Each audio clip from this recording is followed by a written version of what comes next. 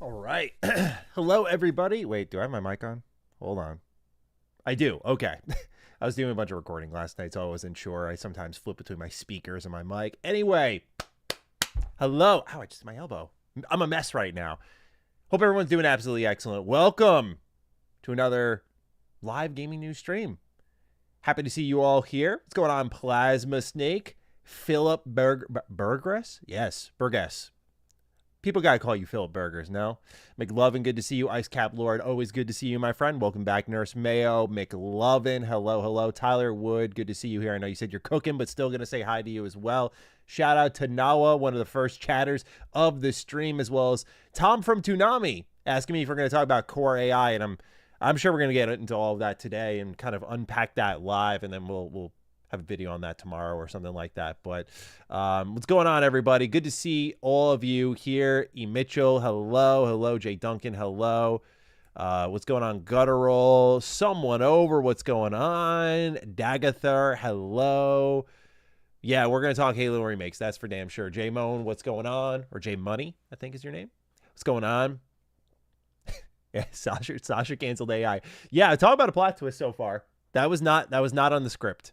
That's a new addition to the script. Lol with me says, new here, love the content, Maddie. Oh, thank you.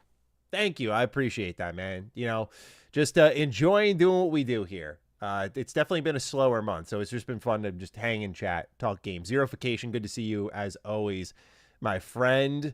Pushki, hello. Mr. 0240, greetings. Morganator, hello. Hartman, hello. Carl, welcome. I'm glad you like cheese, Carl. You should play Mouse PI for Hire. They got a cheese pun every 5 seconds over there. We'll actually talk about that a little bit today. Hey, Maddie, as another RPG nerd, is the upcoming Game of Thrones... is the upcoming GOT... Oh, Gothic, I think is what you're saying, because you had GOT space HIS. Worth a grab until Dawnwalker. I know a lot of people love Gothic. I know very little about it, but I think it's cool the project exists, because there was a video I made a while ago on just like the Gothic demo, and they said if that got enough traction that they would do a remake for it. And so I showcased that. The video did like really well. I remember that was like when channel was like really small. The video did extremely well though, and like they disappeared for a while, and they're like, yep, we're remaking Gothic now. So I have that memory there, but otherwise, like, I don't know if it'd be worth it to kind of hold you over. There, honestly, as someone who plays a ton of RPGs, there actually is still a decent amount of gaps in my personal portfolio. Guardian's asking me thoughts on Colin hating Starfield. I'm not surprised at all. I actually would love to hear Colin's full thoughts on Starfield, but I'm not surprised at all. Scotty, hello, welcome. I mean, because the other thing I'll throw in there is not because of like the typical Starfield complaints. Like, Starfield is also just so many menus, so much to sift through, so much to do. And I know Colin doesn't like that feeling. So I could see that kind of just being like, he doesn't want to deal with it.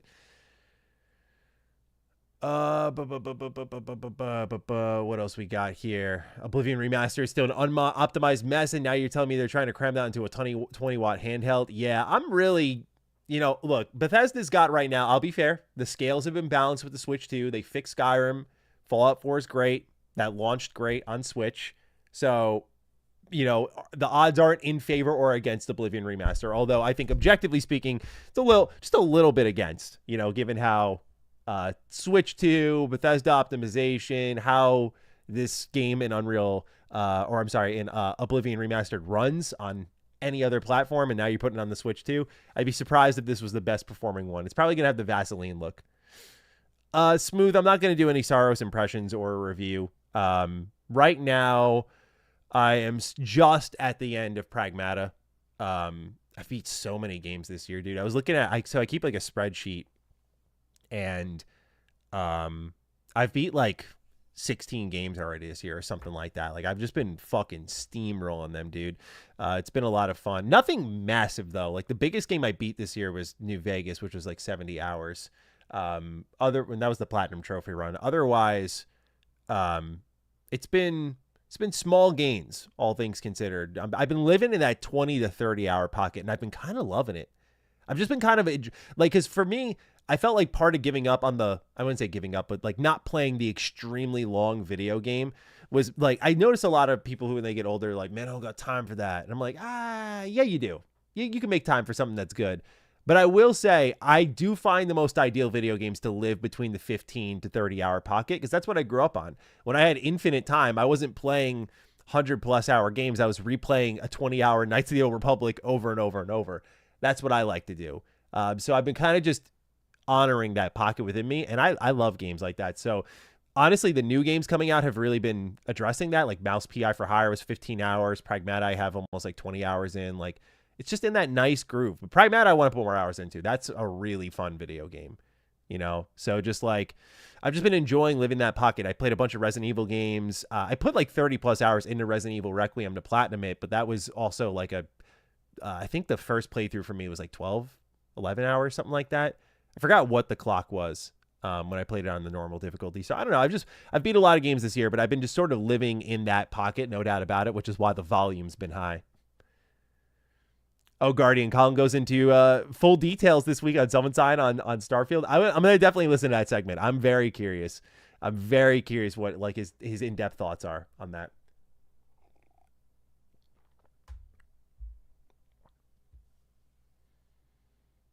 I'm at 28 games finished on the year with an average time of like a dozen hours per game. J-Dub, there we go.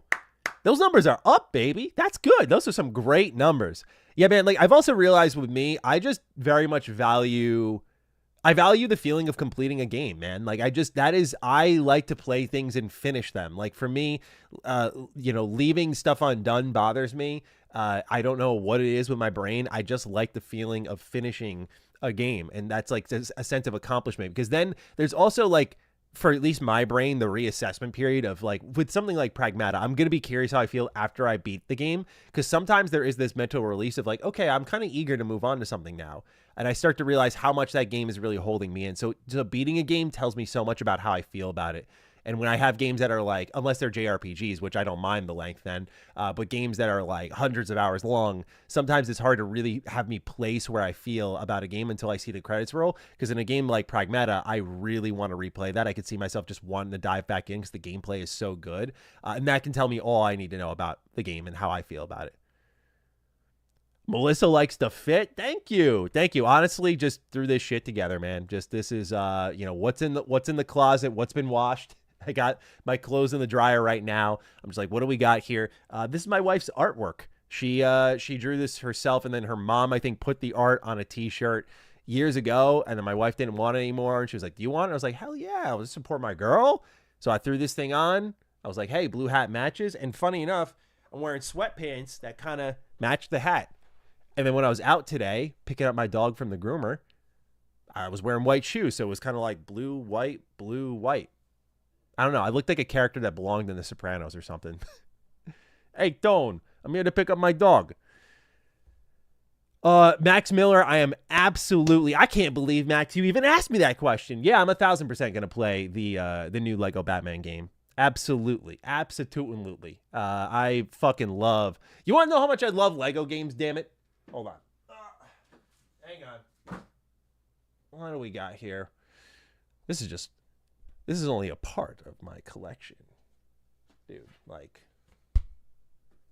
how many Lego games is this just on my 360 alone? 7? Like, yeah. I had to, so for those of you who watch Retro Rebound, by the way, just posted a video over there talking about GameStop and eBay. For Retro Rebound, though, I showed all the games I got from Seattle. It's time for me to start finding new ways to store my games, because I had to take games off my shelf, get rid of them. I had to move my PS1 collection over to my Xbox shelves, which I'm not a fan of that. I'm very particular on how I organize things, so I need to find a new home for my PS1 stuff when it grows. I'm completely out of room for PS4 games. That is a problem because the bottom part of my PS4 shelves is where my PS5 games go. Like, I'm starting to run out of space where I'm like, can I buy? Like, I need to buy games physically, but I'm like running out of space, and I'm not even an overconsumer. So it's a little bit of I'm in a tough spot here. So I'll take some game collecting tips from anyone out there. But anyway, to my point of Lego Batman, 1,000% I'm playing that. We got a new member here. Appreciate you, Gucci. Cool name. Love that.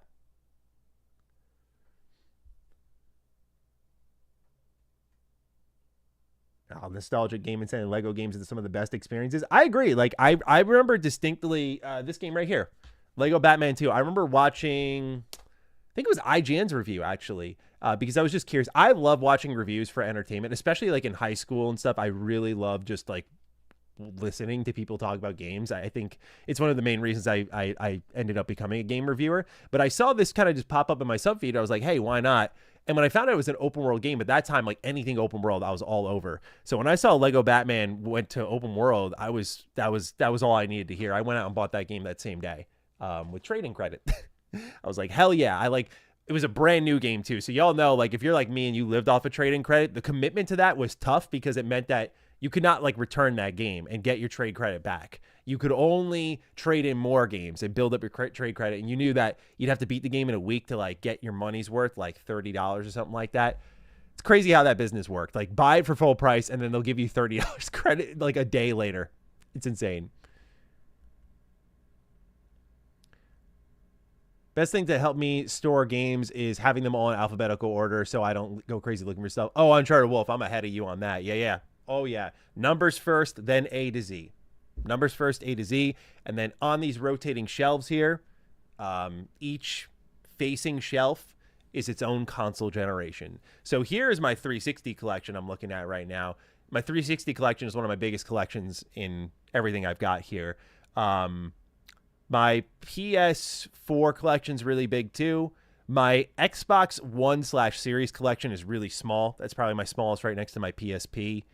But man, my 360 collection, I'm looking at it now with just some seriously crazy pride. I'm like, yeah, I did pretty good. Pretty good collection here. Matty, I swear you pull games out of magic hats sometimes. I tactically planned this, bro. I planned this for my desk when we like reoriented things because I used to face this direction.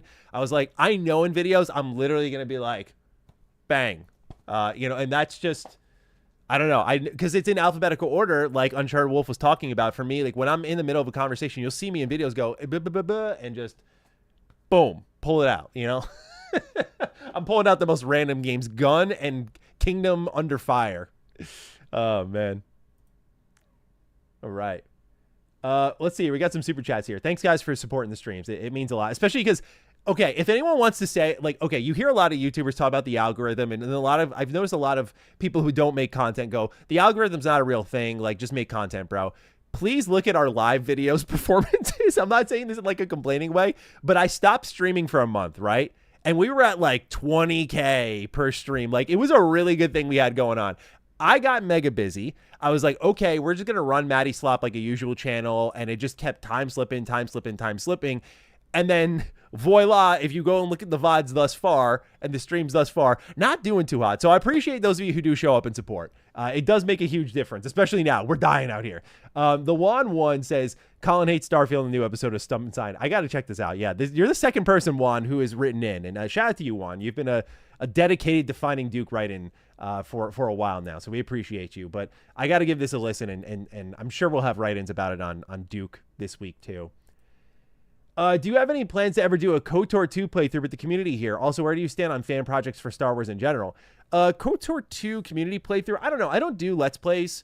It's so funny. It's what I wanted to do at first because it just is the most ideal thing. And it's nowadays, especially with the way gaming news is, it is the most ideal thing you could do. Like, I am so forever envious of YouTube channels like Rad Brad, who just, hey guys, like, you all love me, like, we have a good vibe here, and let's just play some games and just go through it together. And he like racks up tons of great views and a great community. Like, that is super awesome. I love talking about news, but as news has gotten more and more politically charged and one side or the other, and spite is a big thing, a motivator even, it sometimes feels like you're stepping in front of a loaded gun is how I always describe it. So I want to do more Let's Play stuff. I also realize I have completely like gone wide with news and discussions and retrospectives and reviews. So I don't know if I would ever do like I've thought about, as we do the gaming news live, just like playing games alongside you guys. That might be interesting. I'll see where it takes us. I'm definitely open to it. Certainly with KOTOR 2 especially, but I'm just like not fun to watch when I play games, in my opinion.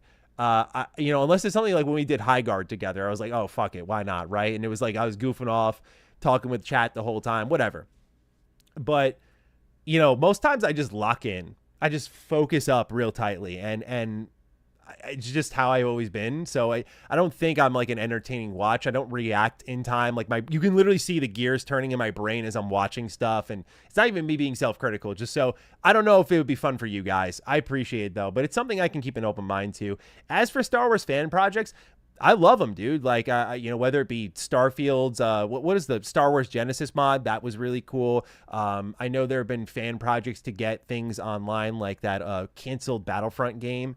There's I think, what was it? Galaxies or something like that, that MMO. I always like keeping my eye on Star Wars fan projects. Honestly, right now, with the way Star Wars is trending, some of the best stuff is coming from its fans. Hey, Maddie, I can't wait to eventually hear more about the game you're working on. Thanks for making amazing, meaningful content. Oh, my pleasure, Adam. We actually, just before this stream, our VFX artist and I were working on cutscenes for like 3-ish hours. He's still working on one right now. So, yeah, we are officially in the lab. Very excited to show you guys what we're cooking. Today's cutscene, it took a while to get right, but we got some shots in there is what we'll say. We're like, oh, that's how we know. That's how we've been kind of like, it's been a fun, like, fuck around and find out type of approach to work, where so much of game development is like very planned, but this is very much just like, I've written the script, we have stuff to work off of, and we're looking at it, we're like, okay, what do we do with this? And it's been sort of like, hey, this looks interesting, or hey, this looks really good. So yeah, I just can't wait to kind of pull the lid off one day.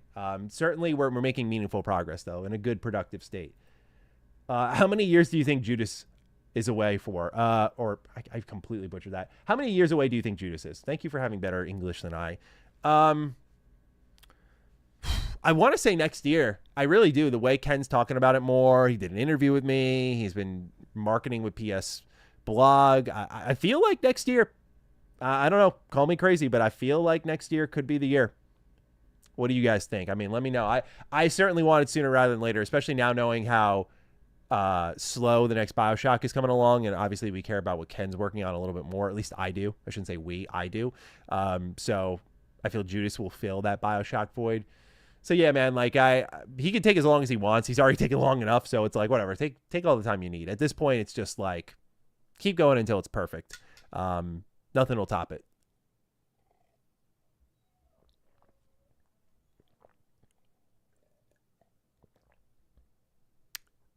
If your house unveils Power World 2 as a troll, I will be laughing but upset. Don't worry, it was not.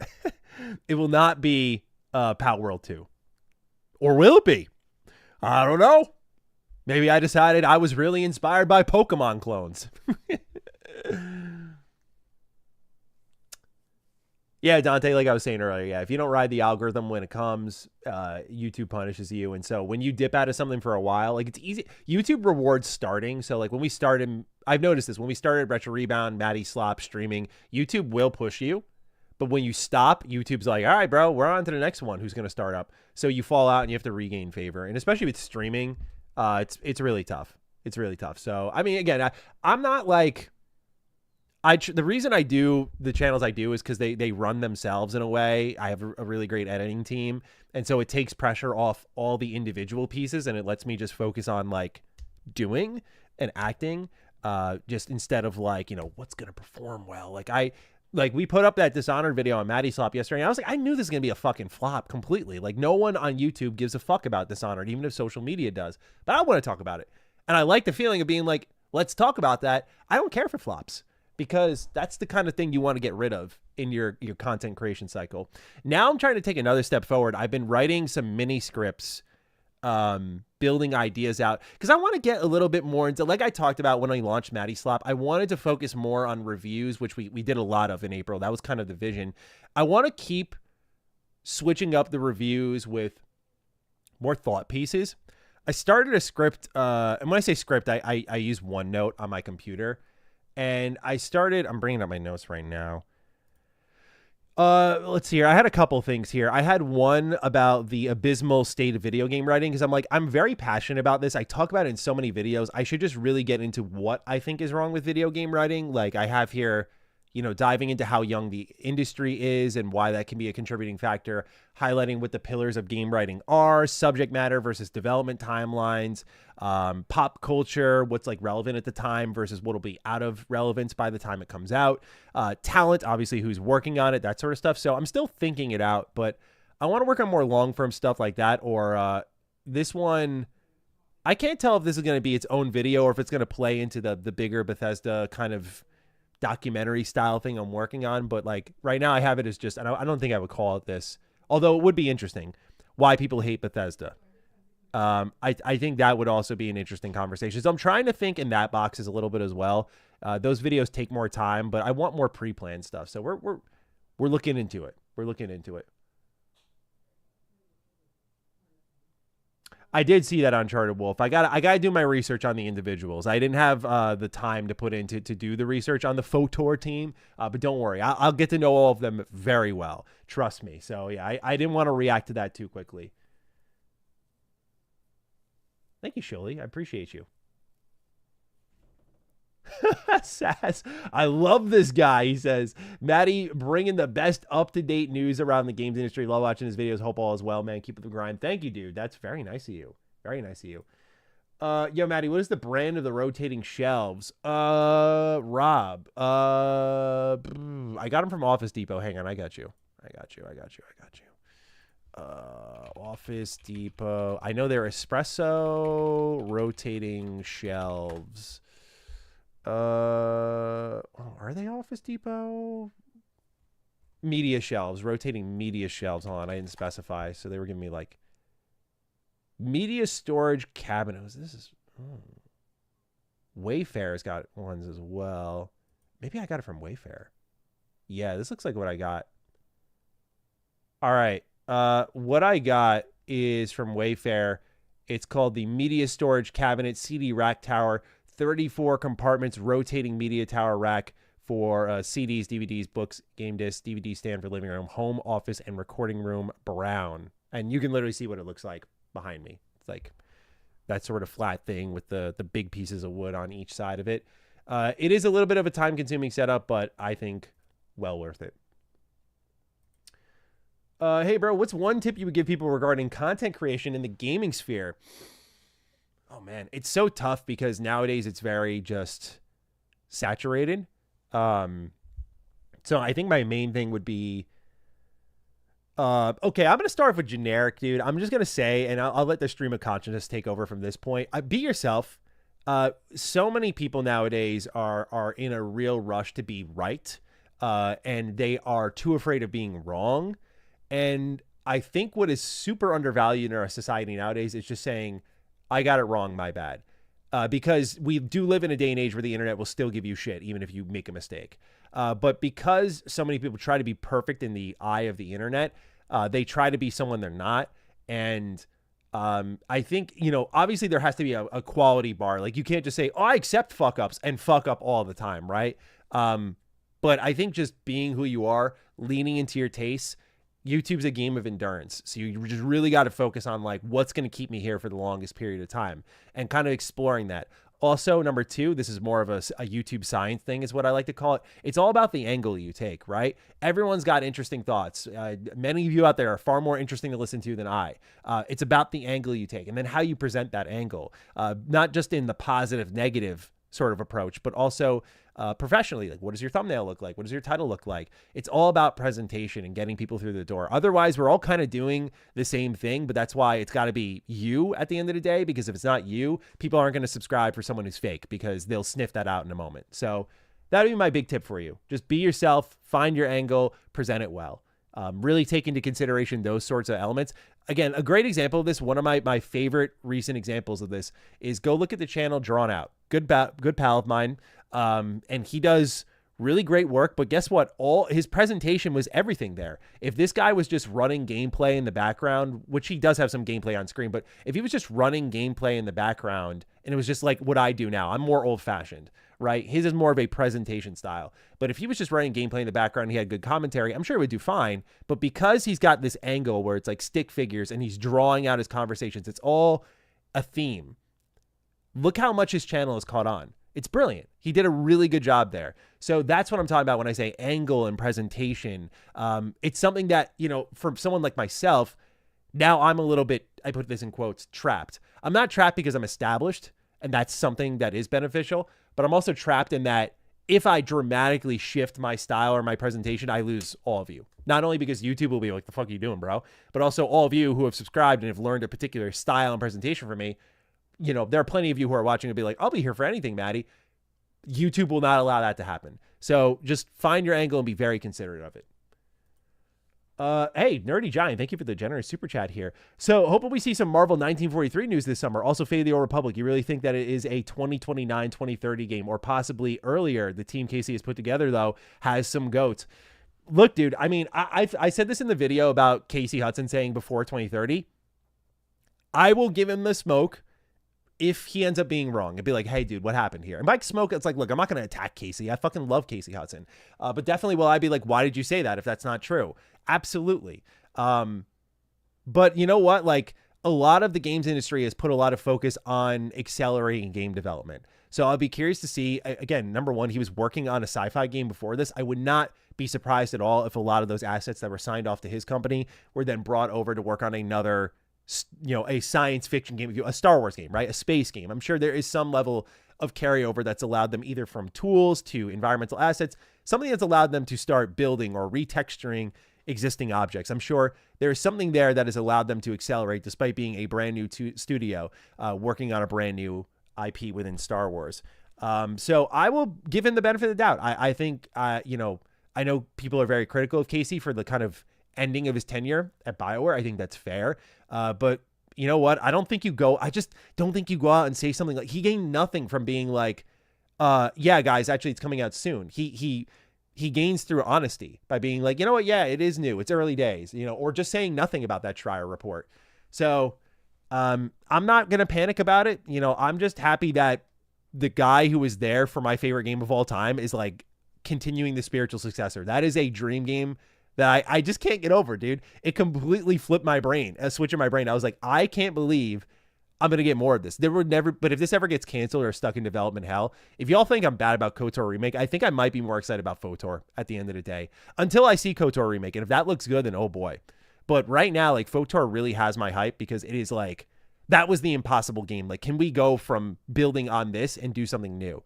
So we'll see, but really excited about it. As for Marvel 1943, yeah, man, I hope so too. This game keeps getting delayed, so fingers crossed. I hope you're doing well. How likely do you think it is for a Clockwork Revolution PlayStation port? Likely, I would say. We're going to talk about Jez's article in a little bit here. We got some news stories to rip through today. But Jez kind of puts a point out there that I was not aware of that makes me a little bit more gun shy on exclusivity returning. And I feel like, at least right now, a lot of Xbox games are trying to jump over to PlayStation before maybe that moat is created again. Clockwork has not earned a lot of the public buzz that I think it deserves. So I'm hoping that turns around, but I also think it being multi-plat would help. At the same time, it's not like a PlayStation style game. You know, they really thrive with action adventure, first person shooting RPGs. Not like there isn't an audience for that, but I don't know if it would kind of thrive in the way like we just read how Indiana Jones did a little bit better on PlayStation than it did on like Steam. And I think that's because, again, that audience is really gravitates to that style of game. So I'm thinking they'll do it, but I'm not 100% sure. What are your thoughts on secrecy in game development versus film? It's interesting that gaming doesn't have a variety/deadline because secrecy is so valued. So as I work more in development, I guess I kind of get it. You know, so much can change so easily. And depending on what your tool set is and how skilled your team is, the sort of like run up to where you can, I mean, you have to have like a line that you want to draw in the sand. And for every team, that's a little bit different. But like for us, we've made considerable like fucking pivots, like literally 90 degrees or 180. So you don't, because a lot of game development is playing, feeling, figuring out, and you don't really know till you're laying your hands on it, like how good something is. Like it's different from the art where you can look at it and be like, okay, the image is coming together. And there's various facets of game development where that exists. But when things can change so easily and sometimes for the better, revealing early might just box you in and then make you commit to bad choices. And that's what I think, at least I've always said to our team, game development is a lot of like, you're problem solvers at the end of the day. It's how, you know, everyone has their own skill set that makes them problem solvers, whether it be art, VFX, programming, but you have to be a great problem solver at the end of the day. And so if the biggest problem you have in front of you is, well, we publicly committed to that, what do we do? But the game in front of you is bad. It just makes some choices awkward and uncomfortable. So I get some of the secrecy behind it. I'm not talking like you could announce like our next game will be an RPG, an action adventure game, a puzzle game. I think you could confirm that sort of stuff to your audience publicly very early. I don't see any harm in that. But also, last thing I'll just throw out there is just from what we've seen in this last year, game development, gaming and sales are really driven off of hype. One of the top 10 best-selling games last year, Oblivion Remaster, which I just covered in yesterday's video, wasn't really the most optimized game. Top 10 seller in the US last year. There's something to be said about just capturing the zeitgeist, capturing the excitement, getting people pumped to be there. And I think part of that is the surprise. Like, oh, I didn't know about this, and timing that well. So yeah, it goes both ways, because I also wish there was more transparency. I think in the development cycle, that'd be very useful. Woot boot. Wow, very generous super chat. Jeez, guys, thank you. Yo, love the streams and Matty Slop. Glad to hear more of your takes and your takes on mainstream stuff like GTA 6. There's so many shill/bad takes out there, but I trust yours. My family legit only watches you and one other for news. Wow. Well, thank you. I appreciate it. Yeah. I hope I don't come across annoying when I say like, who wants to hear my thoughts on GTA 6? I try to be very sensitive to like, look, you know, I do Retro Rebound, MrMattyPlays, Matty Slop, streams. We're going to try like shorts on Retro Rebound a little bit in a more original way. I'm very excited about it. I recognize that I'm in a lot of places, and that's not even before we start talking about our game. I'm trying to expand my platform, not for money, but just because I want as much visibility as possible, because I want to show the world our game. Like, I'm trying to plan for, we have no publisher, we have no one at our back, it's on Matty's shoulders. How can he get this out to the world? And so I am one of the main ways of doing that outside of the game speaking for itself, social media doing its thing. But you don't always want to count on that. It's like, what's the sure bet? I'm the guy with the platform. So I want to grow that as much as possible. But I recognize that because I'm everywhere, that can be a little bit, fuck this guy, dude, again.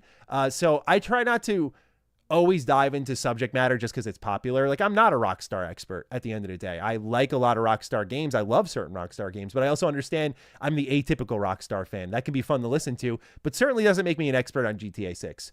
So I'll keep that in mind to kind of balance it out a little bit, but not your average NPC. It's very nice of you to say. Thank you. So yeah, I'm happy to help and provide insight, but I also try to avoid looking like I'm the YouTuber trying to be like that guy. Like, you know, like you come to me for everything, bro. It's like, you know, other content creators should eat too. And they certainly have more education. Sure. If I could talk, more education in other topics than I. So appreciate the love, guys. This has been really fun. Have you ever thought of doing essay style retrospectives? Yes, Seth, I have. I again, this is something that, so when I sit down to write, this is where the one place that game development and YouTube really conflict with me. I spend a lot of my creative energy and writing energy on like our game. And because of that, I don't like to write full scripts for my videos, because otherwise I'd be spending every fucking waking day writing. Also, when I write my videos out, they become way longer. And I don't think it's always for the better. So I like to be very careful with when I write things out, because sometimes it's like people just want the news. And like, I've done those moments where I've seen the comments and I go really deep into like a Bethesda subject that people call like a nothing burger. Since Matty Slop, we haven't had to deal with that, because now I can identify, I think, what people are going to find to be a small topic or a whatever topic. But I recognize that like when I sometimes dive deep into certain things, like people just want the news and to move on. And I try to kind of accommodate both sides of it. But yeah, when it comes to retrospectives, are you kidding me? Like, that's my favorite type of thing to do right now. Is I want to, like, I look at my shelves and I just feel inspired. I'm like, I want to, I'm looking at Dante's Inferno. I'm like, I've never played that. Like, doing a deep video essay on that would be cool. So I've thought about it. I would like to do more video essay style things. I feel myself gravitating to long form at some point, but it's got to be at the right time, is how I'm thinking about it. A moment of silence for the death of Xbox co-pilot. Yes, salute, salute, salute. You will not be missed. We'll talk about that. I don't know if you ever dropped your take on the new Resident Evil trailer. In Krager We Trust or Not My Resident Evil. Fuck, man, I haven't fucking watched it yet. I feel so bad. This is such a nice super chat too. I'm sorry. I haven't watched this yet. I gotta. What time do we think we're gonna be done streaming in like 2 hours? Run me in 2 hours to watch the Resident Evil trailer. All right.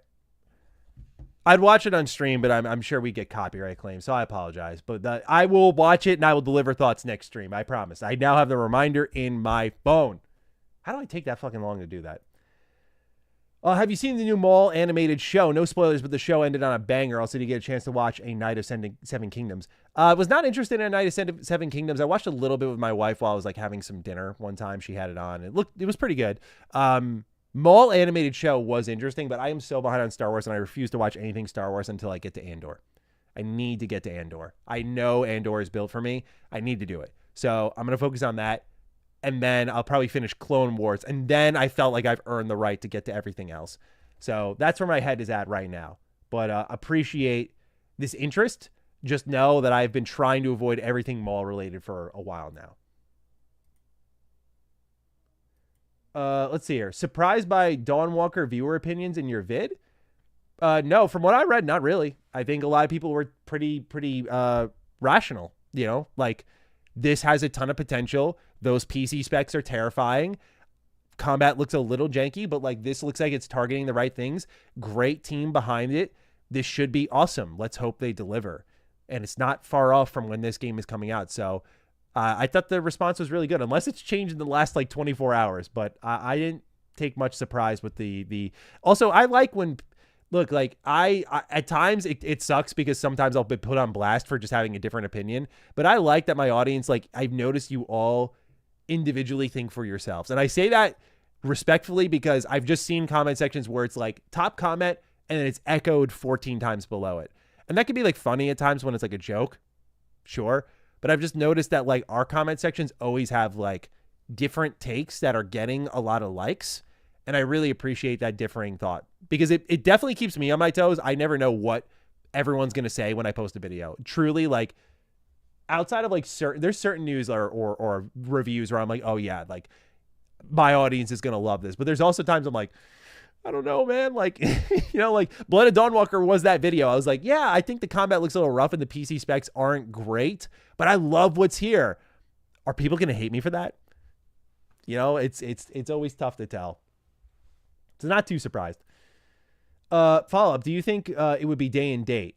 Do you think we see more of it in June with a 2027 release? Let me get your previous right in here. You said Clockwork Revolution port here. Day and date. Depends how early they planned, right? Because like we're seeing they're doing a split release for Forza. They're doing a day and date for Fable. Clockwork was greenlit a while ago. Something just tells me though. I feel they would have confirmed it by now. I'm going to say it's going to be split, but do we see more of it this June? Potentially. I think they might be holding this one for developer direct top of next year. Because think last year it got a massive trailer. It could do another, hey, remember me trailer and then do a full developer direct. But by that point, I think that's a lot. And I imagine before then, I don't know, but I imagine before then they want to get hands-on time, press impressions out for this game. You know, probably get people to talk to the devs, that sort of stuff. Like they need to create more press for this game. So they might give it more trailers, more pumps. I don't know, but I would say it might be a bit of overexposure if they do another trailer and then developer direct, because it's no doubt, I don't think it's coming out this year. It's just too packed this year for Xbox.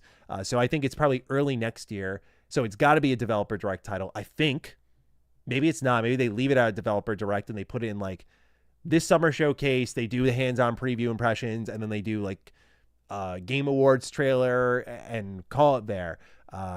Hard to say. That's the fun about Xbox though. Very unpredictable. Good questions though, guys. Seriously, this has been a lot of fun. A lot of fun.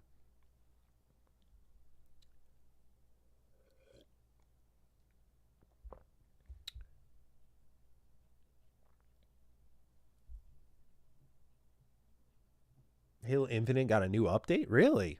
What's the new update? Like I've seen Halo Infinite got a new update, and it's like, we decided to add this new skin to the game. Gauntlet update. What do we got here? This update brings a new firefight mode. Sorry, I should probably. Let's bring this up. There we go. This update brings a new firefight game mode and new featured rotational playlist to Infinite. New multiplayer mode. Like, Halo Studios is so weird, bro. I know I sound like a bona fide hater right now. I'm just like going from like, oh, they're doing something cool. What the fuck is wrong with them? But I'm like, they're so weird, bro. Like, go work on Campaign Evolve. Go work on the next mainline game. Go work on Project Ecker. We got a lot to talk about today with Halo, but it's just like, why are we adding new modes to Infinite now? In the new Gauntlet mode, 4 players must work together to survive a series of challenges, high-intensity battle arena simulations. Each battle arena is defended by endless waves of enemy forces, which can only be stopped by defeating the arena's champion. Waves within a battle arena will become more intense over time, and if the player takes too long to defeat the arena's champion, the Harbinger will enter the fray too. As players progress through 5 battle map arenas, the difficulty level of the enemy AI will also increase. Once an arena's champions are defeated, players will have 30 seconds in the hub area to restock their weapons and equipment. This actually sounds kind of fun. Players' attributes can be upgraded by redeeming points at the designated terminals. Why is this like so thorough? Damage, recovery, resistance, speed of all player actions, including movement, reload speed, and recovery. Sounds cool. Oops, I accidentally hit a button. Where are we? Each of the 4 players' attributes listed has its own 4 upgrade tiers. These tiers alternate between weak and strong upgrades. Players start with 1 upgrade point, and additional points can be earned by completing rounds and or other special achievements. Gauntlet game mode also introduces new AI aggro system, which tracks and displays how the enemy's attention is divided amongst players. The player can attract attention by eliminating enemies, and they can reduce the amount of attention by standing within a shroud screen. The player with the most attention is marked by the VIP visual effects and will be targeted by the arena's champion. Yeah, this is not bad. Gauntlet maps. Monera Platform H6 and Monera Platform W4. 2 Forge maps are compatible. Okay. And a rotational playlist. And a bunch of fixes. I can't hate on that. Good work.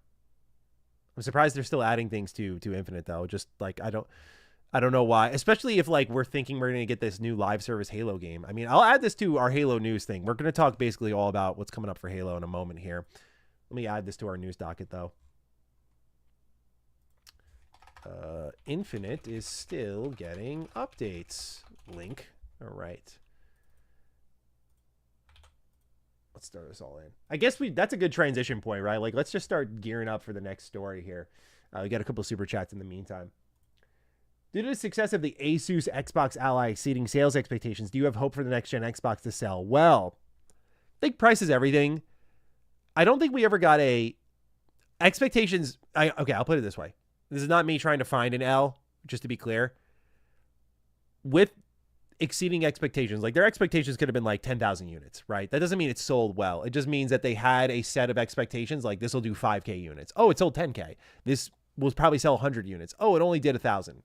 That's still beating their expectations, and it makes things sound better, but it doesn't mean it was like profitable or it sold extremely well. I don't think we have hard numbers. If we do, please correct me. But based on what I know, we don't. But it does look like they're pounding a lot of updates into it. And the Xbox Ally is useful for Xbox for one reason and one reason only. It is your glorified Xbox Helix beta test. That is why we have Xbox mode right now on PC, because they are testing that out, because that'll be what's on the Helix, presumably. So do I have hope for the next-gen Xbox to sell well? Yeah, if they support it well. But as we'll get into with Jez's write-ups, I think exclusives will be a big part of driving sales for that console slash PC. And if you can't put exclusive software there, we've seen how the hardware has been less attractive as a result to players. And you combine that with a very high price, thank you, AI, it's tough to see the next Xbox selling well if it's going to be $1,000 plus device. But Asha Sharma has shown a desire to cut prices where she can. So if they can get it under 1,000, I see there being a chance. Especially with exclusive software, I see there being a chance. Star Wars needs more Tony Gilroys. The lack of fan attachment meant Andor used Star Wars to provide an authored point of view without being boxed into criteria.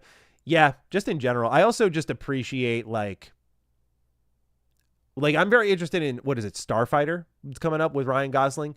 No legacy characters attached. I'm very interested in just like that type of Star Wars right now, where it's detached from like the thing that we've known since its very inception. I think that would be better for the brand right now. It's just exploring new characters, new stories, building new franchises in the theater, or just focus on more unorthodox characters. Like they're doing an animated series for Maul, and that's cool and all, but why not do like a Maul movie, like a live action Maul movie? Make it like rated R or some shit like that. That'd be fucking cool. I don't know. Just spitballing here. I think Star Wars has got to get a little more creative with what it's got ready for its fans.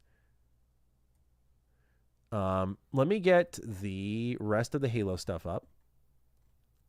Actually, it's really just my notes here. Yeah, because it's all just Rebs Gaming reports.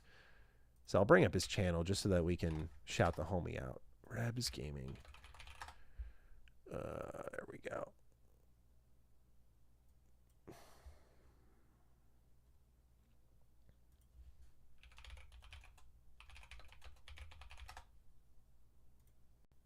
Bring this up as well. Okay. Do I think Elder Scrolls 6 is dropping this year? I do not. I do think Elder Scrolls 6 could get a new trailer this year, as I've said for like the last year and a half, 2 years now. Blind Squirrel will find a nut eventually, but I do think they'll eventually do a new trailer, probably this year. I think it's just time. Shout out to all 500 plus of you here, dude. This is awesome. Very happy to see a nice, stable, steady audience here. This makes my heart so happy. Maddie, can you predict Persona 6 at Xbox this summer just for me? Uncharted Wolf, the thing that's getting in the way is, again, the Persona 4 remake. There's been so much movement on that front. I don't think it's ready, but, like, Persona 6 has got to show up at some point, right? Like, Persona 6 came out, was that 2017? Or 5, Jesus. Persona 5 came out 2017, right? I mean, I know it came out in Japan a little earlier. Persona 5 release date. Yeah, 2016 Japan, worldwide 2017. So it's got, I mean, dude, you cannot go that. They said it wouldn't be a long gap between 5 and 6. And I think they took longer than or about to take longer than 4 to 5. And we barely got as many spinoffs this time. It's fucking crazy.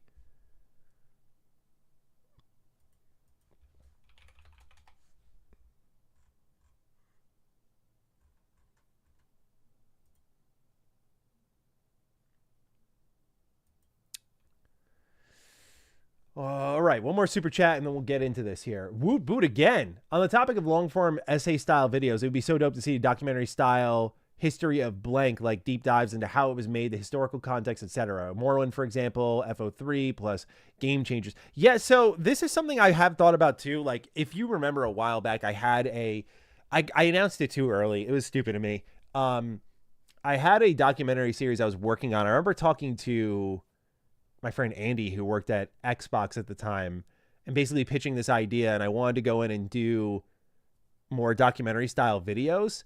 I was really inspired at the time by NoClip, and I wanted to try to do that. It was at a time, it was like 2016, 2017. I was trying to kind of find my footing because, again, the channel wasn't really doing much. And I was like, what can I do? How can I grow? And I really liked the idea. Again, I was very inspired by NoClip at the time, of the idea of like making documentaries for the public, but being fan supported and trying to grow a Patreon that way. Because, again, what I've always sought is what I think every creator seeks out, is like some level of stability so you can just focus on creating and just kind of like not worrying about like when you got to produce something. But that was something that kind of fizzled out pretty quickly, because nowadays it's a little bit easier to do documentary style videos because everyone's got a webcam and a microphone now. So that's why I'm able to do like my little Bethesda idea I've been setting up a lot of interviews for that, but it is very difficult back then, where you have to like travel there, and especially like teams got to take time off away from projects, meetings, that sort of stuff to talk with you. And then there's the whole trust game with it all. How will you represent it? That kind of stuff. So I kind of shied away from it, but now that eDocs are sort of a thing, I can kind of look back into it. Bro, please give Todd a call and ask how they could treat Oblivion like this. I want to play as my Argonian called Barry. Sleep without any. The Don't do my man like that, Daddy T. Come on now. Yeah, Todd's got some explaining to do, man. Like, he's been dodging the Fallout 4 stuff, and no one's really asked him about the Oblivion remaster, kind of ditching that. I would really hope Bethesda lets me have one more conversation with my man. I know the words have been strong by me lately, whether it was Fallout 4 Anniversary Edition or my thoughts on DLSS 5 and just being very clear that I was like fucking disgusted Todd was there. I get it, but bro, Todd's always said, this man admires honesty. Let's have an honest chat about what's going on here. Maybe one day. I don't know. No promises, but certainly I've been barking up that tree. All right, team, who's ready for a big old Halo conversation? Got a lot of notes to get into here today. Let's do this thing. Appreciate, again, all the support on the stream, the super chats, just hanging out, having fun, whatever you're doing here. Thanks for being here. I didn't do my usual show announcement. We've got really 4 stories on the docket today. We've got Halo. We've got Xbox leaks. We're going to dive into the Asha Sharma stuff, but that's probably going to be tomorrow's video because I got to unpack that more. Steam Machine stuff. And then we're going to talk IGN reviews. I don't like talking about other people's reviews because as someone, I'll get into it, but as someone who like has been on the receiving end of that, it's a real surefire way to fucking piss me off. And I don't mean in like the, how dare you critique my review, but I mean like the sort of reacting to review shit. It's terrible content. So that's a surefire way to piss me off, but we're talking more so about the nature of reviews because IGN's been at the center of it. And I feel like it's kind of hit this boiling point with like Saros and Mouse PI for Hire. It's like, that's 2 in a month. And like, everyone could pull an IGN score. Crimson Desert was another one, right? There's been a lot of this ramping up where it's no longer just like, oh, IGN 7, ha, ha, ha. It's becoming like a problem with the scores they're giving out and how people are reacting to them. So I want to just talk about that. So we're going to dive into that as well, sort of our final story for the day. So let's start off with Halo, shall we? Let me get the recording going, and then we'll do some real-time Matty Slop. Let me get a sip of Wawa here.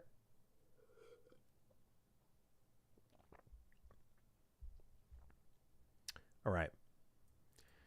Ladies and gentlemen, it's time for some Halo slop. And I mean that as literally as possible because today we are talking about Halo 2 and 3, which are in active development as remakes at Halo Studios, formerly known as 343. This comes by way of a report on PureXbox.com, who is quoting the homie, Rebs Gaming, who you should be subscribed to. I will have his channel linked in the description down below. But Rebs Gaming had a series of reports that I wanted to go over with all of you here and now. I've got my notes up on the side here, and we've got a lot to talk about on what's going on with Halo. We've got news on, of course, Halo 2 and 3 being remade after Halo Campaign Evolved. We're also going to get into Halo's next project, which is a new multiplayer game. We heard a lot about Project Tatanka, which was known as a Battle Royale game, but now we have information on how it was canceled, which has been out there for a while, and what it turned into, which was Project Ecker, which is an extraction shooter. Now, the question is, are they trend chasing with this? The answer is actually, to my surprise, the headline tells a different story from the actual report by Rebs Gaming, which is they've been working on an extraction shooter for a while, and the timing just may not be the best given that we're starting to see a flood of extraction shooters, a lot of people chasing that. So a lot to talk about with Halo today. Let's talk remakes first, because in what seems to be a few months, we're going to be getting the Halo Campaign Evolved re-release, or no, I almost said re-release. I mean, I guess it's like the third time, fourth time we've gotten that game. We got Halo the first time. We got Combat Evolved Anniversary on 360. We got Master Chief Collections. Yeah, this would be the fourth time, so I guess you could call it a re-release. But anyway, the Campaign Evolved remake is going to be dropping presumably in July. That is when it leaked, according to Grunt API. Now, obviously, when they remake Halo 1, which had the best case for a lot of people for being a remake, the question was, are you going to dare to touch 2 and 3? Because Halo 1, while it's on some sacred territory here, 343, aka Halo Studios, has seen nothing yet here. So the information from Rebs Gaming is that 4 months ago, he heard that they were remaking the trilogy, as in Halo 1, 2, and 3. He had 2 more sources say to him that Halo 2 and 3 were being remade. And he says that he was sent proof by a dev that did verify his identity and that the remakes are coming despite the performance of whatever happens with Halo Campaign Evolved, which says a lot to me. Now, the source of the Campaign Evolved report told him that these remakes are in early development as well, and that the Halo 1 remake prequel missions. So we're getting 3 prequel missions. And as I've talked about in the past with some of the details that were leaking surrounding that, we had learned that there would be brutes in these missions. And part of the reason they're going to be there is because, of course, with Halo 2 and 3, they're going to appear in these remakes. And also, he did confirm on the side that with Campaign Evolved that the brutes can appear via Halo Skull. So you can like trigger them into other levels, which will be kind of funny to see there. So that'll be interesting. But what we've got here is Halo 2 and 3 being remade, early development, and no matter what happens to Halo Campaign Evolved, that's happening. There's a lot of takeaways from this one that I immediately have. The first one is a little bit of discomfort because I am already extremely protective of Halo 1. Halo 2 was a really rushed development cycle, and it's amazing the story on how that game came out. When like you do the research on that, it's incredible, like the amount of heroes that game had and that it came out the way it did. But there are, you could argue, some gaps, particularly like the way it ends. I know a lot of people aren't happy with that they could tamper with. But the problem with touching it like that is then you get into Halo 3, which there are very few perfect video games on this planet. But I think Halo 3 fits that mold beautifully. It is a perfect campaign. It is a fucking perfect multiplayer suite, whether it be the actual modes themselves or things like Forge. It is a perfect video game. There are very few games that I think fit the mold of you can't remake it, but 3 is on that list, and I would say 2 is pretty damn close given the story behind it and how it was made and also how well known that is. And then on top of that, how Halo 3 kind of picks up from that, where, yeah, Bungie was squeezed with 2, but then they made it right with 3, if you will. And 2 is amazing. So with that in mind, there's also another element to this. Halo 1 is just getting the campaign remake. They are just remaking that. There's no multiplayer whatsoever. And that's because, as we'll get into in a little bit, there is this other multiplayer project they're focusing on. There's another mainline Halo game. So I imagine they don't want to take away from that. But can you really do a Halo 3 or 2 remake without multiplayer? Especially 3. 3 is like Xbox 360. Like, you look at Halo 3 and you just think Xbox 360. This was party chat. This was everything. It was this and Call of Duty and a little bit of Gears of War. But Halo, man, Halo 3. Can you really just do the campaign? I guess you could. Halo 3, as I just mentioned, has a perfect campaign. But it's just, to me, an example of like, you're going to make it look prettier. And what this does show, to me at least, the reason why I said discomfort is not just because I'm protective of these games, but also the timing of when these remakes started to happen, right? We've seen 343, with all due respect, relatively botch, I mean, every Halo story they've worked on. 4, 5, Infinite. I mean, Halo Wars 2 was pretty great, but that was co-developed. And Halo Wars 2 was picked up right from where the beginning of Infinite, and it was a good passing of the torch, but Infinite's story is completely undone, and they canceled the sequel to that. So what it feels like to me as a fan is that you can't tell your own story, so you're going to retell the ones that you know we love, because this company needs easy wins. Because if they dare to keep making Halo on their own, if they keep forging new paths on their own, we've seen with the TV show and all the games that I just mentioned how that will go. And again, I'll say this for the millionth time. If there's one thing Asha Sharma can do with the way we're seeing the studio run, how they're handling the IP, if there's one thing this studio can get a little bit from Asha Sharma, is a good analysis and just see what's going on there, because I just don't think something's right in the water there. That said, again, can you just launch Halo 3 Campaign Evolved? Would that be a little bit of a safer choice because you're just touching the campaign? You're not touching the multiplayer. But I think most people associate Halo 3 with multiplayer. So again, I just feel like this is an easy win, easy money. I don't hate that, but I also don't trust Halo Studios, especially with, we haven't even played the full Combat Evolved remake, but we did see some light tweaks in levels, or in a level already, that kind of changed the flow of it. I know people go back and forth on what we call like Rockgate on Silent Cartographer, but the removal of that rock, I know you could technically drive your Warthog up and over it if you use the game's physics to your advantage, but it's a huge pain in the ass. Eventually you can get by, but that was like a player choice if you wanted to deal with that headache, but otherwise it was highly de-incentivized, right? It was highly de-incentivized. So I feel like when they start making creative choices like that, that go against the original DNA of what Bungie was doing, it worries me for when we get deeper into what is considered gaming greatness, with Halo 2 and 3, what changes they'd make there. Now, that's Halo 2 and 3 remakes. They're on the docket, and it means that no matter what happens with Halo 1, that game 2 and 3 being remade is going to happen. So, I don't know, dude. Like, again, I feel a little bit uneasy about that. I'll see how Halo 1's remake turns out. Maybe that proves me a little bit wrong where I'm like, okay, you know, nothing to fear here. Did they make one of my, if not my favorite Halo game better? I'll be the judge of that. Then we get a little bit into what's happening beyond these remakes, because this is a more all-encompassing report than I feel like headlines I was reading about this kind of Halo 2 and 3 remake story really let on. Because he talks about just number one, how there are three things going on right now. There is the remakes, there's the mainline project in development, and then there is the new multiplayer project. So the multiplayer project's like the second part of this conversation for me. Project Tatanka, originally a battle royale. It was canceled and rebranded into a new project, and now we know what it was. It was a new separate PvP game, Project Tatanka specifically. We're not in Ecker right now. We'll talk about Ecker in a little bit. But it was a separate PvP game. So it wasn't going to be in a mode attached to Halo Infinite, which we'll actually talk about at the end of this. It was a legit standalone game.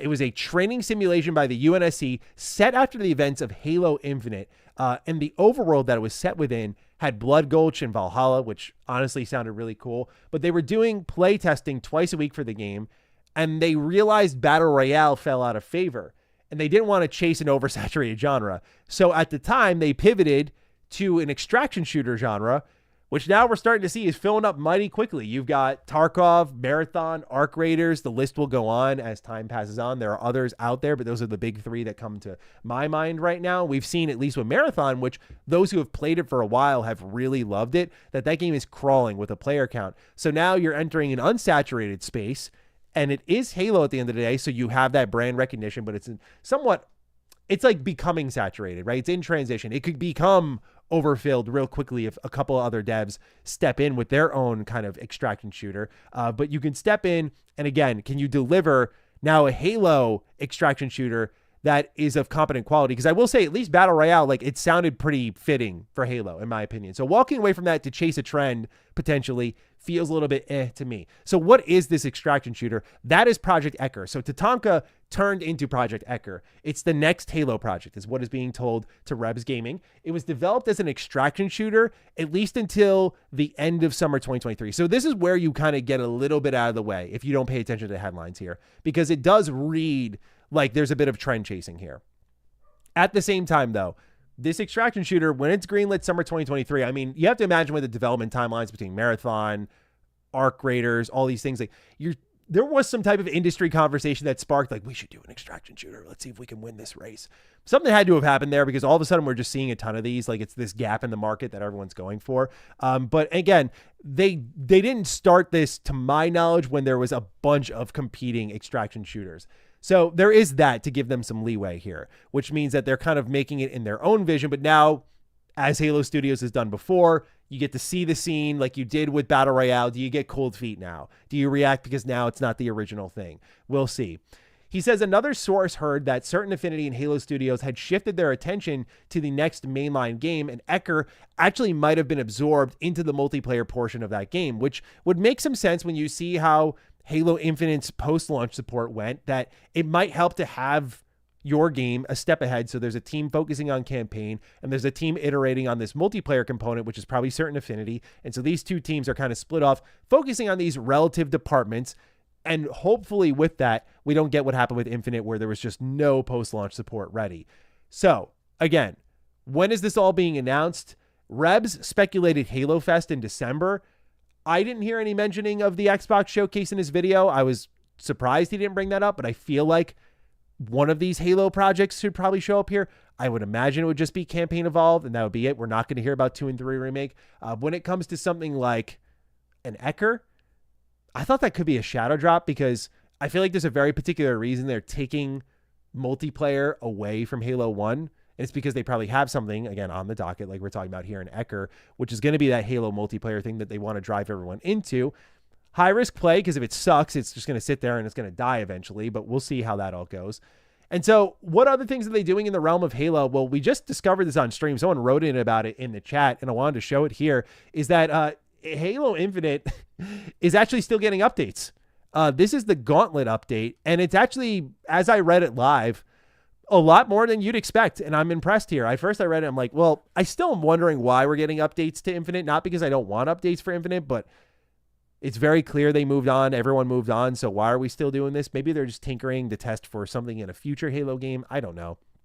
But when you read the fine print here, I think it actually looks pretty good. They say, in the new Gauntlet game mode, 4 players must work together to survive a series of challenging, high-intensity battle arena simulations. Each battle arena is defended by endless waves of enemy forces, which can only be stopped by defeating the arena's champion. Waves within a battle arena will become more intense over time, and if players take too long to defeat the arena's champions, the Harbinger will enter the fray. As players progress through the map's 5 battle arenas, the difficulty level of the enemy AI will also increase. Once an arena's champion is defeated, players will have 30 seconds in the hub to restock their weapons and equipment before they are sent to the next arena. And we can see that kind of hub area right here. And it does sound kind of fun. This is the other interesting part of it, and then I'll leave the rest to you all. Player attributes can be upgraded by redeeming points at the designated terminals in the hub area. The 4 available player attributes are damage, which increases the amount of damage dealt by players' weapons and melee attacks; recovery, which reduces the amount of time before a player's shields and health begin restoring after taking damage; resistance, which increases the amount of damage that a player's shields and health can take before the player is downed; and speed, which is an increase of all players' actions, including player movement, reload speed, and recovery from performing melee attacks. Each of the player's 4 attributes listed above has its own 4 upgrade tiers. These tiers alternate between weak and strong upgrades. Players start with 1 upgrade point, and additional points can be earned by completing rounds or other special achievements. They also talk about introducing a new AI aggro system, which tracks and displays how enemies' attention is divided among players. A player can attract attention by eliminating enemies, and they can reduce the amount of attention by standing within a shroud shield. The player with the most enemy attention is marked by the VIP visual effects, and they will be targeted by the arena's champion. And it's here you can also even see they're using some like Forge maps for the battle arenas here. The volcanic UNSC base and a flood-infested Forerunner facility. So just like, again, pretty solid update there. Again, I don't know why we're updating Halo Infinite in 2026. It seems like this game is effectively offline, but they're tinkering. They added something cool here. I'm certainly not going to hate on that. It looks like a competent mode. So there's a lot happening with Halo. Feels like we're kind of calm before the storm, right? We're going to get the Campaign Evolved remake. Who knows when Ecker drops, if that's been rolled into what we'll call Halo 7 right now. Who knows? But time will tell. Nonetheless, a lot happening with Halo. 2 and 3 remakes, though, I'm very sketched out about. Like, you know, I can shift more positively to new stuff. Like, okay, let's see how this extraction shooter goes. Why not? You're going to do another mainline game and probably soft reset the franchise again. Sure, why not? But when it comes to, you know, things like 2 and 3 being remade, like very celebrated games, especially Halo 3, it's a little sketchy to me. So we'll see. It's certainly going to be interesting times for Halo all around the board. So let me know what y'all are thinking, because, again, just cool Infinite update, scary times for the Halo remakes. So we'll see. Chat, let me know what we are feeling about this Halo Campaign Evolved remake for 1 or for 2 and 3. And I guess 1 as well.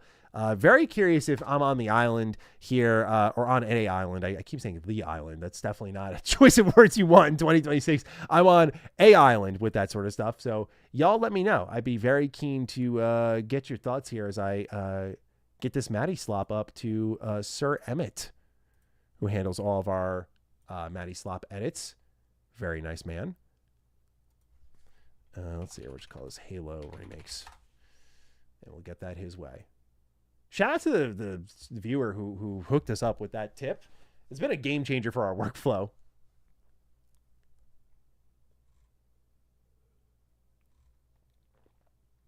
Wonder how Chris feels about the Halo 2 remake. I mean, Chris is the one who said something along the lines of, I think he said like they're telling the stories that we know we love now because they can't write their own. What do we got here? I recently got Final Fantasy 13 just because I felt like playing it. Man, I love the vibes and music of this game, and I'm wondering why people hate this game. Mithu, yes, dude. Get more of this in my chat right here. I'm totally with you. I'm totally with you. I think Final Fantasy 13 is fucking criminally slept on. 13-2 is amazing. It's like a top 5 Final Fantasy game for me, but like 13.1, it's got problems. Like, it's not like I'm telling you it's perfect. It's flawed. It's got its issues. But number one, stories are so complex nowadays. I feel you can follow this one. It's not that tough. You know, doesn't mean it's super well told, but like, people over exaggerate how tough it is to follow. But dude, I love 13 so much. I really love the characters. Lightning is one of my favorite character aesthetics of all time. She is like powerful female protagonist, perfectly done. I just love her energy and everything. I know it's basically female Cloud, but they did such a good job. I love her. You can't top the blur cutscene, so why bother? It's a pretty fair point. Yeah, the blur cutscenes, like, they're there, dude. They kind of like did the effort already. So what more can we do? Are these Halo rumors any real confirmation? About as real as you can get. Not officially. Like, it's not like Halo Studios came out and said like, yeah, here's your new Halo remake. But this is from Rebs Gaming, who has been leaking Halo shit for, I mean, like, here, I'll just do you the solid here. Let's look at Rebs Gaming's channel. Like, this dude's been reporting on Halo for a hot minute. He's been accurate in the past. So yeah, I would lean into his reporting with some sense of trust. Doesn't mean you have to go blindly, but some sense of trust. 343 broke Halo 2 Anniversary's PC performance and abandoned MCC just to redo the whole thing to shill for their PlayStation situationship. I'm detecting some bitterness here, Ice Cap Lord. Am I correct on this? Let me know. Let me know.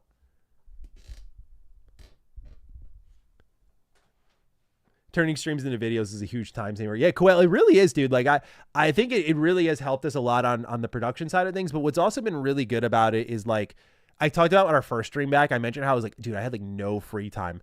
Recording Matty Slop individually as I was doing took for fucking ever. Like, it really did take a lot more time. Doing it this way has been so efficient for my schedule. I'm like, oh my God, I have free time again. I was like, now I know what the problem was. Like, if that channel gets out of whack, I know where my free time goes. Because I'm not going to abandon it. I want to keep it up and running. But yeah, this has definitely been efficient. It's fun. Does Final Fantasy 13 PC version on PC run well enough? I've heard mixed things. Pagan Nation, it is very tough, dude. It's tough. Like, it doesn't run very well. It needs mods. If you have a Series X, that's the best way to play it. It looks beautiful on Series X. Like, just, it's got FPS boost, I think. It's got the resolution boost. It looks really, really, really good. Looks like a current game in a lot of ways. Yeah, I would just say, like, if you can play it on console, try it. PC version, though, requires some work. I had a friend who modded it, and he got through it, and it was no problem, but you're going to have to do some tinkering. And I've not done it there, because I have it on 360, so I just fire it up when I feel like playing it.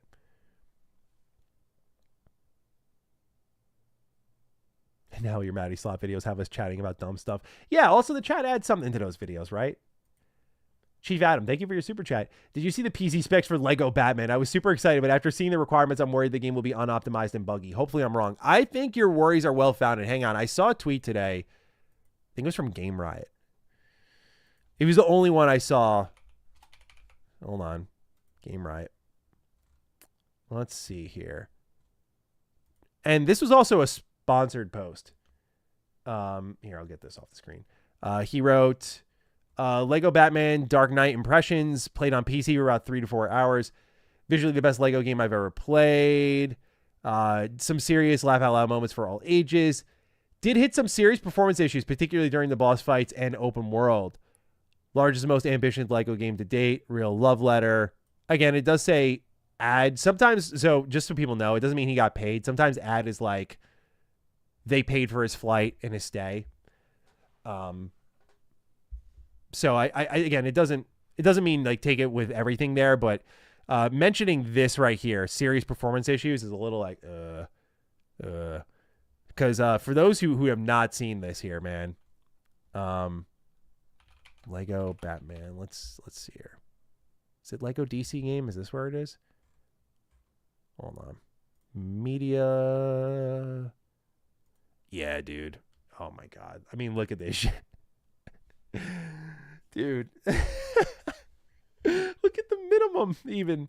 Look at the recommended is insane too. Medium 1440p at 60 FPS with DLSS. I mean, it's just 1440p, 60 frames. You need DLSS with these specs. I'm no tech guru, but that's looking fucking rough, dude.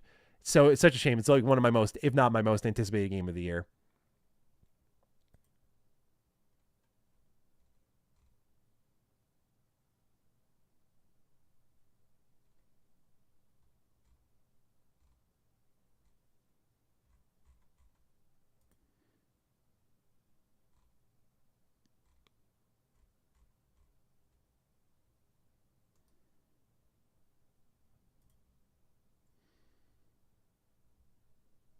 It's a fucking Lego game, man, not Monster Hunter.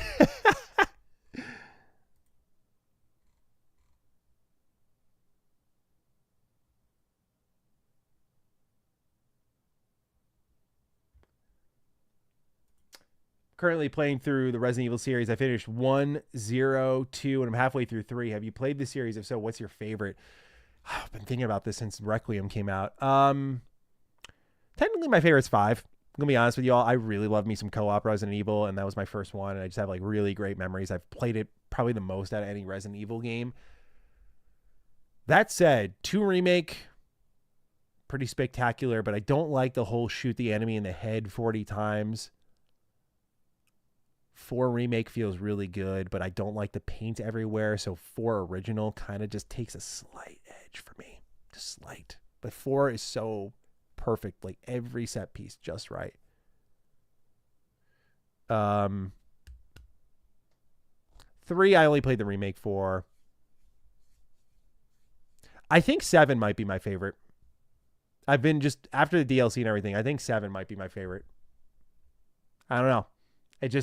So much of the series is good, but 7 is up there. 8 had a redemption for me this year. I enjoyed 8 when I played it, but I was like, it's all right. Going back to 8 though, I have a higher opinion of it. But 7's pretty fucking spectacular.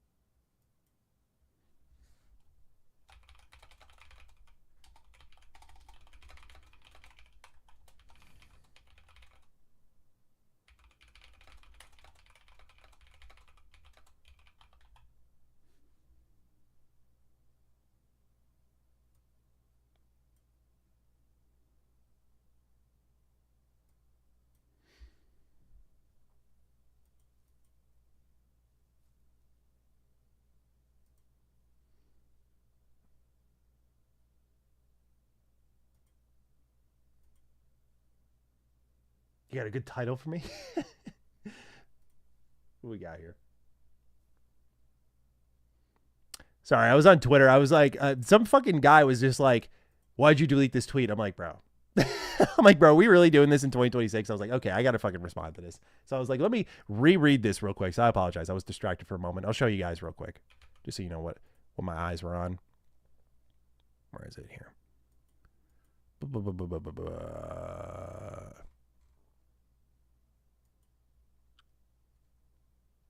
Yeah, here we go. Because I was saying about like Asha Sharma, I was like, man, when you get rid of Xbox Copilot, I'm like, yeah, peak. Fucking peak. But I did tweet this originally because I was just like, oh, you can't really. Hold on. There you go. Now you can see it. Because when originally it was just like the former AI. It's so funny that someone even fucking screenshotted this, by the way. Like someone did. I just got immediately like, fuck this guy. Anyway.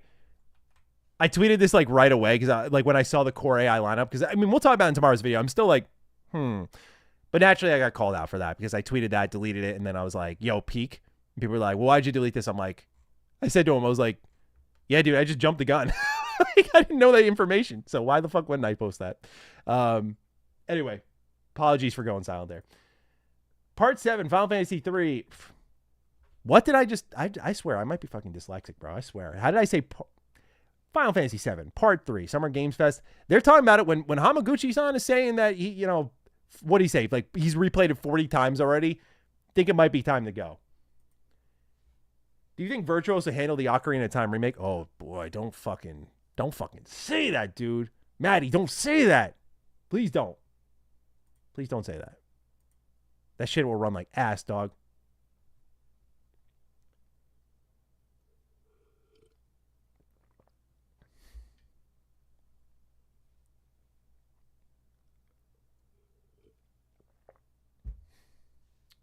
Let me get this Maddie Slop video over to Mr. Emmett. I gotta find some. Hey, I want to try something real quick. We'll try. You guys, since we have a good audience here, let me try to do this live, and y'all let me know if this is a vibe or not. Where's Emmett in my DMs here? Halo remakes. All right, there we go. Start sending them the files. All right, I want to try something. There's a streamer who did a royalty-free playlist, and I want to run that in the background so when I'm actually like reading something and it's dead quiet, we're not just sitting here listening to like you could hear a fucking pin drop. I feel like that's not a good viewing experience. Harris Eller, I think it's, yeah.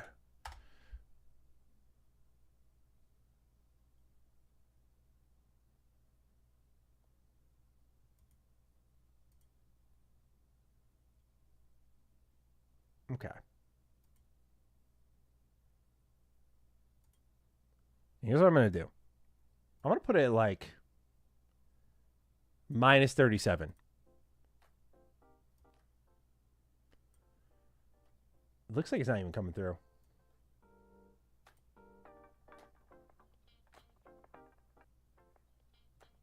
I just want it to like faintly sit in the background here.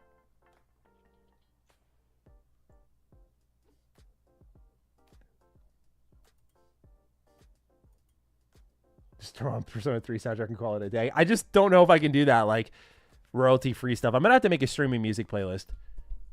Ambient video game music in the background's a good call.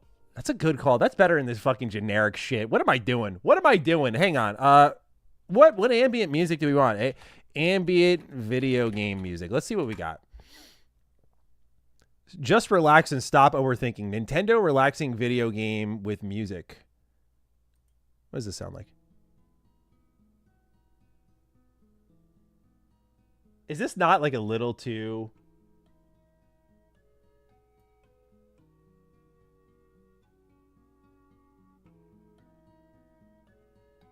How's that?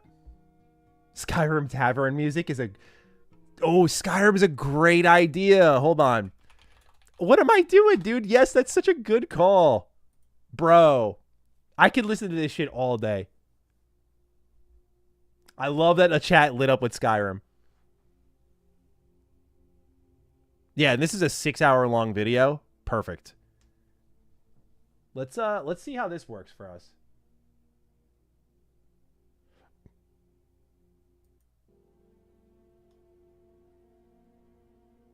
Let me know on volume for that.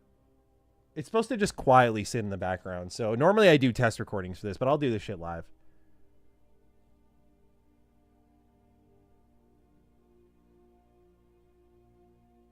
Yeah, we should do Skyrim Oblivion. And the only time we'll pause the music is when I'm going to do Maddie Slop, because obviously that'll make Emmett's edits a bitch. I'll have to look into this a little bit.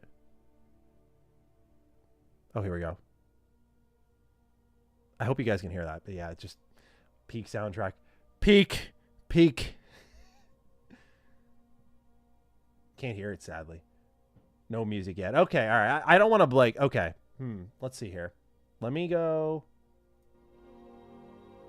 That's definitely louder. I just don't want it too loud. I want it to be like...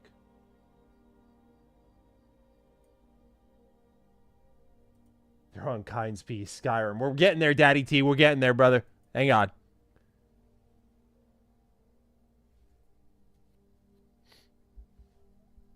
Will there ever be a better open world game than Skyrim? Like...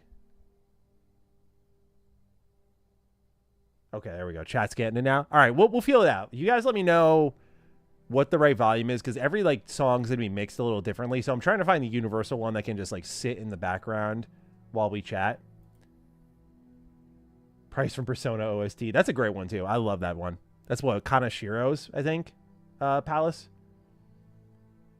I guess I shouldn't have said a name.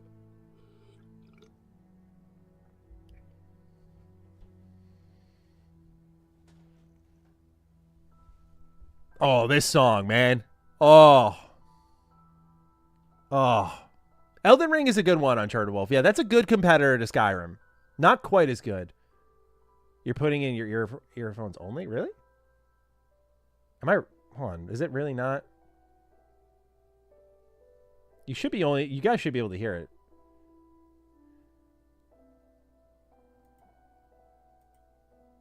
Yeah, it should be on. Kev DeWitt's here. My best friend.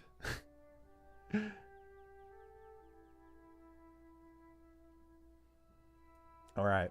I think we figured it out. We officially have music. You hear it's just too quiet? Well, it's not supposed to be like really loud, right? But I don't want to argue with you guys because I don't know. Hold on. So I don't want to like have it be overbearing. It's supposed to be faint. Yeah, it's supposed to be faint. But if it's too faint, let's go with like, I'm going to do minus 14 decibels. Let's see how this could be too loud. We'll see.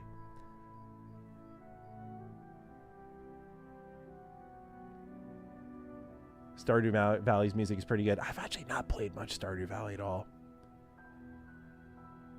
Oh man, this track is so fucking good. 15 OST is nice as hell. Yeah, 15's OST is really good. I got that in my writing playlist. Love me some Final Fantasy 15.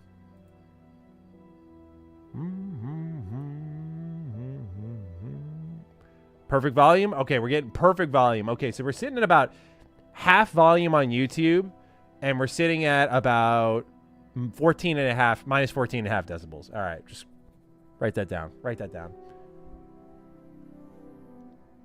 Nice.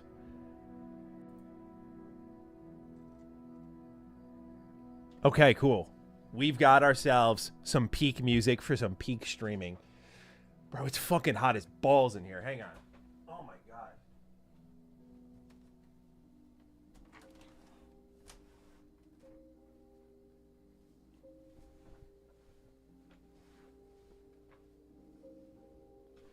Secunda? In 2026? Are you kidding me? The Bits and Hits Oblivion music? I have not. I can't tell if you're trolling me, Kev. You showed up and said you want to argue. You showed up and said Elder Scrolls 6. I can't tell if Kev's trolling right now. Hold on. Bits and Hits Oblivion. Oblivion, but it's lo-fi beats. Okay, this is actually a thing. Hang on. Let's see what Lord Kevin is cooking. What's he got in the oven? Of course we love Harvest Dawn.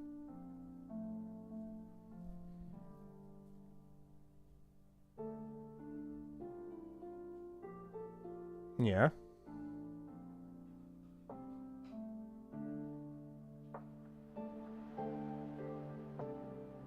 Oh, okay. I kind of like this.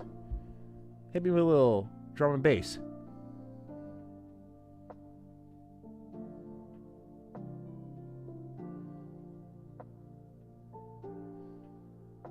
I love the pixel art for this. Look at this. Pretty cool. I like that.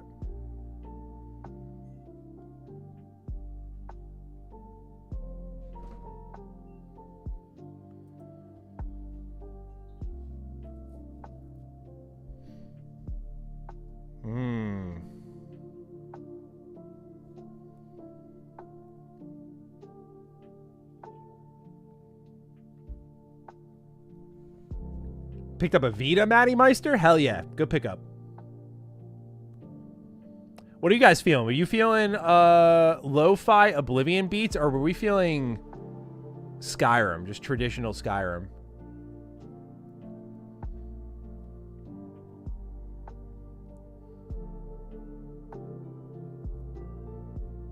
Skyrim, Witcher, Elden Ring. Kev has been saving my whole setup, bro. This guy talked me off a ledge the other night. Now he's here fixing the streams. What a fucking legend. Appreciate you, Kev.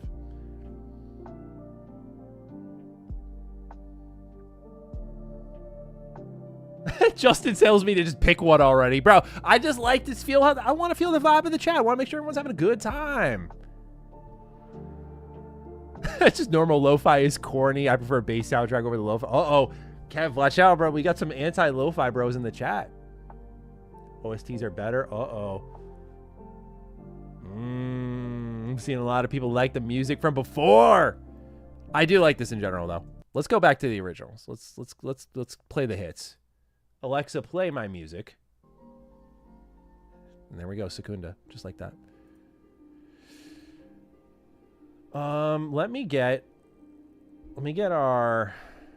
This is what I say about what I was talking about earlier. I say my audience is really unpredictable. This is a perfect example of that. Where I'm just like, I thought lo-fi would be the wave.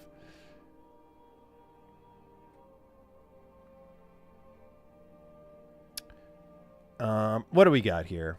Okay, our next one is from Windows Central. Let me get that story up here. Oh, this is already a lot better with music. Filling that dead air, baby.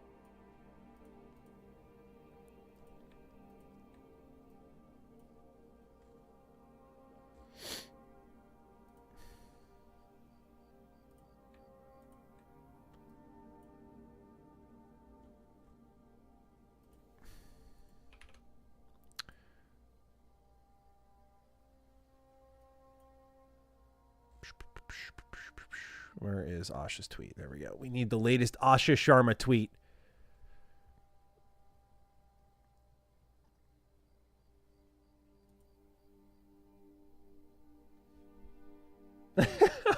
I don't hate lo-fi, Kev. I listen to a sickening amount of lo-fi. Whenever I played League of Legends, I would what's it called? I would listen to lo-fi, Pokemon lo-fi specifically. My playlist for that was pretty sick. Can't front. But otherwise, the chat has spoken, man.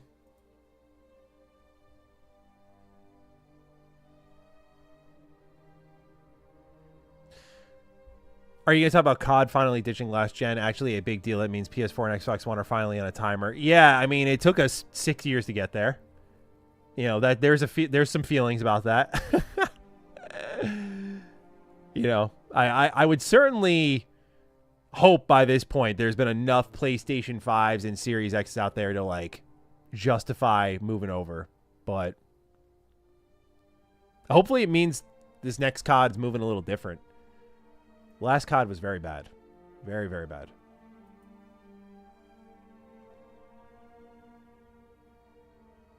Maddie, don't tell me you play League. My opinion is on Mackie Lord. No, dude, I don't play League anymore. I haven't played League in a couple of years now. But League of Legends is really fucking addicting. When a MOBA is really good, that might be the most compelling genre for me above even RPGs, because MOBAs are just like one more match. And bro, when you fucking stomp in a MOBA, it's so much better in any other game that has like competitive play. It's so good. And League of Legends, like I played like 800 hours of Smite. I love Smite 1. I didn't play as much as Smite 2, like 30 something hours of Smite 2. But like League of Legends with its roster and like comps and plays that you can make and the way jungling even works, like it's just in a league of its own, pardon the pun. It's really good shit. Now, I'm not talking about the players themselves. Whole different ball game there. Oh, XP Melody picked up the Star Force collection? Nice. Glad you're enjoying it, dude. Really awesome collection.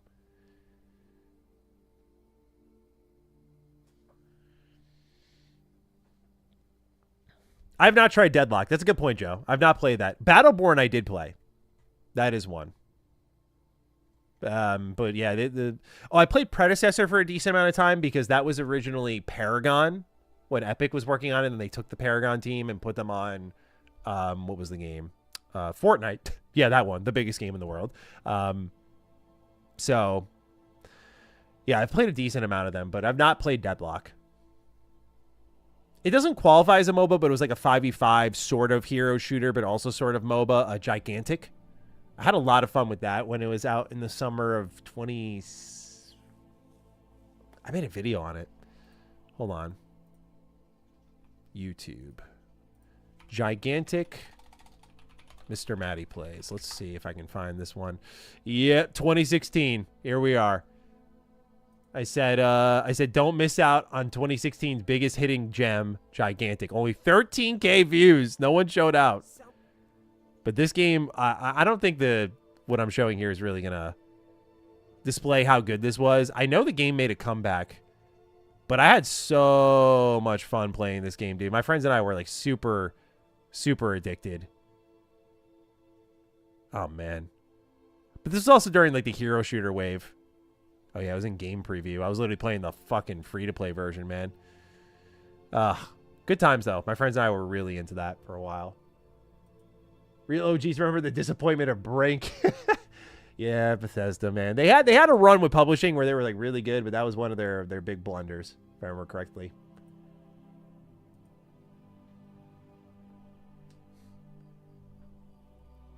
Matt, do you think the Series S will still hold back the gen when we finally drop last gen? Depends how much Xbox wants it supported, I guess.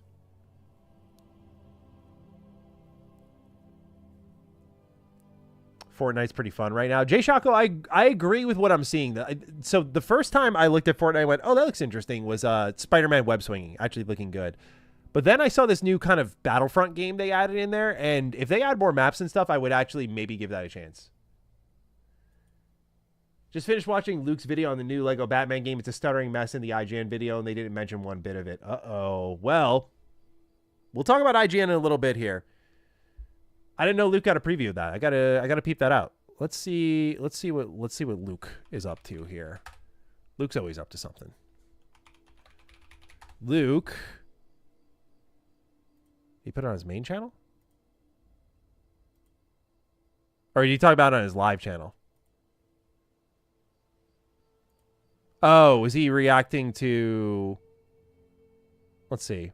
So the Lego Batman new preview and performance concerns. But did he react to... Okay, so I'm guessing he reacted to the IGN thing is what you're saying here. I'll have to look into it, though.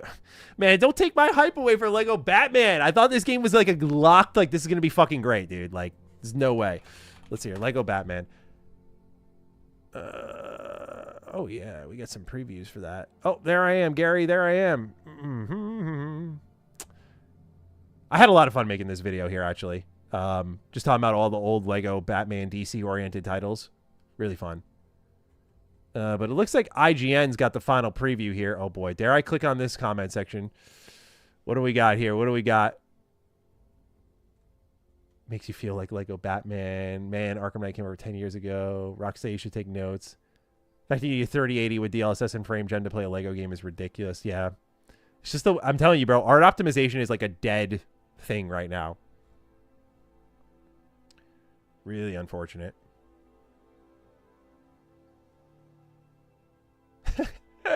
This comment's funny. It says, guys, I don't know if I can play this. There's too many bats. 6 out of 10. It's like, that fucking mouse PI for hire thing is that's gonna haunt them for a while.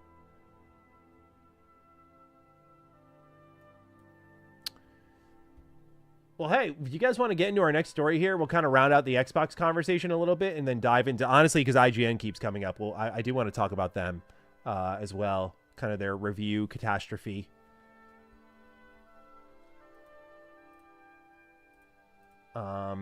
Okay, we got everything up here. Let's give this one a rip. All right. I have to turn off the music. This is a new part of the workflow. And now it's silence. All right. Let's give this a run, guys. Let's see how this goes. All right. Oh, wait. Let me get to in this article. There we go. Okay. Just wanted to get it to the right spot because you've seen me before when I do Matty Slop Live. Sometimes I get lost in all these articles. There's so much to go through here. All right. Xbox didn't do anything. Well, they did something big time today, Jay Shako, but they didn't do anything like bad. It's just, I think, very telling about where exclusives are gonna go. If what Jez is saying is true. So let's give it a shot here. Oops. Hit the keyboard. All right, here we go. Ladies and gentlemen, it's time for some Matty Slop, this time Xbox edition. I say this time like we don't talk about Xbox multiple times a week, but can't blame me, dude. Like, look at this. Asha Sharma just shutting down Copilot for Xbox and mobile. Sure, why not? Got a lot to talk about today in the world of Xbox, really thanks to an opinion piece by Jez Corden, but within that Windows Central article, which will be linked in the description down below, we also get some insight on some choices Xbox is currently trying to make, particularly with Xbox exclusivity, and how, based on what Jez is sharing here, it's the first time since Asha stepped in and started talking exclusivity that I've wavered a bit that they actually may not go back to that. We'll talk about it, because certainly what Asha has sort of set the standard for as of late has been, I guess, defying expectations. Again, the best example is Asha just being like, yeah, we're shutting down Copilot, even though I have this very much insane AI background, and they just brought in all of the core AI leadership to Xbox. Again, we'll talk about all of that. But nonetheless, Xbox has been on a little bit of an interesting stretch here, right? We saw Asha was kind of collecting information. She wanted to talk to Sean Layden, former head of PlayStation, about Xbox Game Pass. I thought this was pretty significant. Honestly, one of the more significant things she's done is like, that's the type of chat that usually is like, it's taboo to entertain here. But it seems like she is still in an information collection phase here, because she also brought the OG father of Xbox in Seamus Blackley over to the building here. And she said, recently, I had the amazing and yet very bizarre experience of going to Xbox HQ as a visitor. I've been invited by Asha, who is very cool, it turns out, to have a hike and hang out a bit. I'll probably talk more about that another time. But first, let's talk about microorganisms. I think this is significant because she is trying to make the rounds, have these conversations. How much they are being considered is a whole other conversation here. But when you start to see things like this from Jason Ronald, where they're talking about a back compat issue that they fixed, and someone says, can we request games to get added? And he's like, hey, there's a community driven site where you can make your request known. Kind of feels like they're listening to that, especially because we're seeing some rumbling about back compat, some movement about back compat. We heard from Xbox during GDC's week that they wanted to do something with back compat. Presumably it's bringing, 360 OG Xbox games that aren't available there over to PC. But what that can evolve into beyond that, like maybe more games being added to the library, would be a really cool way to celebrate the 25th anniversary. So they're moving in these exciting ways. And again, I got to throw the tweet up one more time, bro. When you throw this into the mix, let me just reorient my screen ever so slightly here. When you throw this into the mix right here, like Asha Sharma just saying that, hey, we're going to shut down Copilot on mobile and console, I'm like, okay, you've got my attention now. Well, things got a little bit more interesting here when we got this article from Windows Central Gaming, which is titled, "To Save Xbox, Asha Sharma Doesn't Have to Defeat PlayStation or Steam. She Has to Defeat Microsoft Itself." This was very well put, I thought. And while the whole article is absolutely worth a read, the information that is new to me that I want to get into falls below this section here, which is saying that Asha needs to defeat Microsoft itself. So let's give it a read. It says, for Xbox to survive, Asha doesn't need to defeat PlayStation, Nintendo, Steam, or anyone in the gaming space. She needs to defeat Microsoft itself. Post Activision Blizzard acquisition, for some odd reason, Microsoft came to Xbox with an insane and somewhat unprecedented aspiration. Xbox, the gaming company, would now chase a 30% profit margin, a target that no other gaming company in history has even come close to consistently. Chasing this profit margin, known as an accountability margin internally, had an absolutely devastating impact on Xbox as an entity, with ramifications that will continue to play out long into the future. Of course, that's stuff like the multi-platform shift. We'll get into that. Changes with hardware. Xbox started to operate even more quarterly than they ever have before, instead of annually like a lot of other gaming companies do. But I'll leave those words for Jez to kind of break down here, because as he starts getting into some of this stuff, I'm like, oh God, exclusivity might not be on the table. I don't know, guys. It says the biggest victim of this accountability margin target is by far and away Xbox hardware, which may now be too far gone to recover. Many headlines have been written about Xbox's freefall quarterly declines, 30%, 30%, 30%, like grim countdowns to midnight. It paints a picture of an Xbox that is undesirable to consumers, but that's not exactly accurate. The truth is even worse. Microsoft intentionally engineered this decline. We'll be talking about the number 30 here a lot today. One of the things Microsoft sacrificed to chase these aspirational profitability metrics was Xbox hardware stock. Xbox Series X and S consoles are not sitting idle on store shelves. The demand is there. Slightly disagree. I don't think the demand has been there for a couple of years now outside of hardcore fans. The stock isn't. Microsoft didn't purchase the units required to meet demand quite clearly because the hardware itself doesn't translate directly into high margins.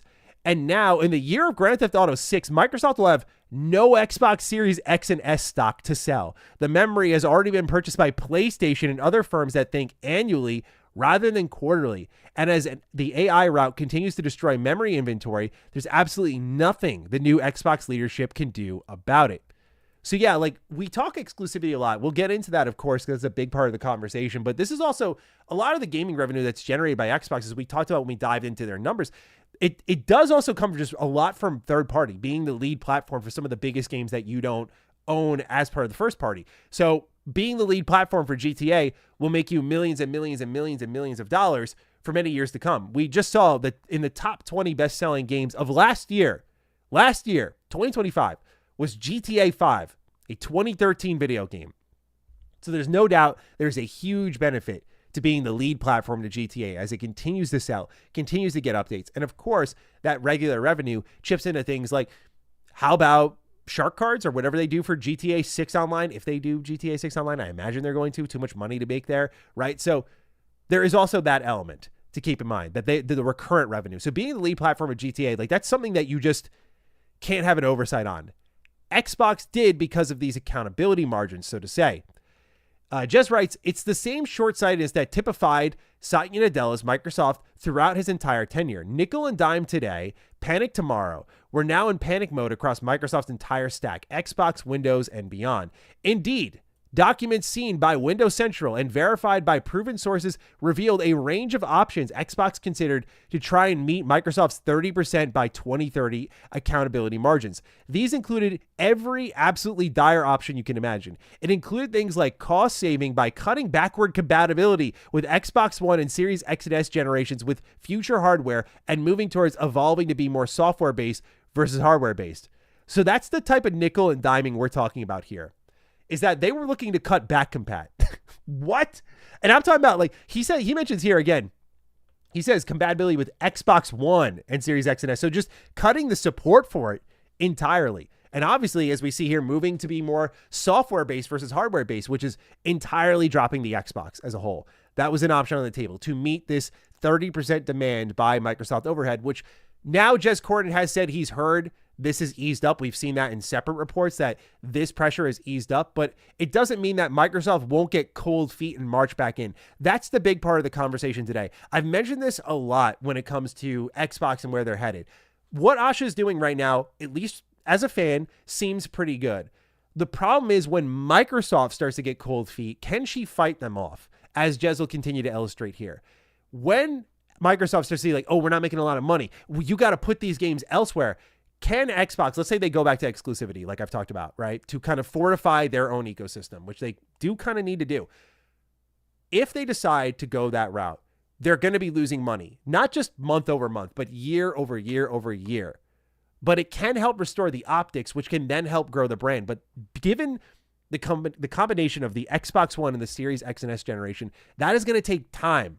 You have to be okay with losing some money for a while. And that's not what Microsoft does. And that's the rock in a hard place right now is, okay, right now, Microsoft's like, cool, recover us optically, until one day they decide to squeeze you pretty tight. And we've seen when the squeeze comes in from Microsoft, what it can do.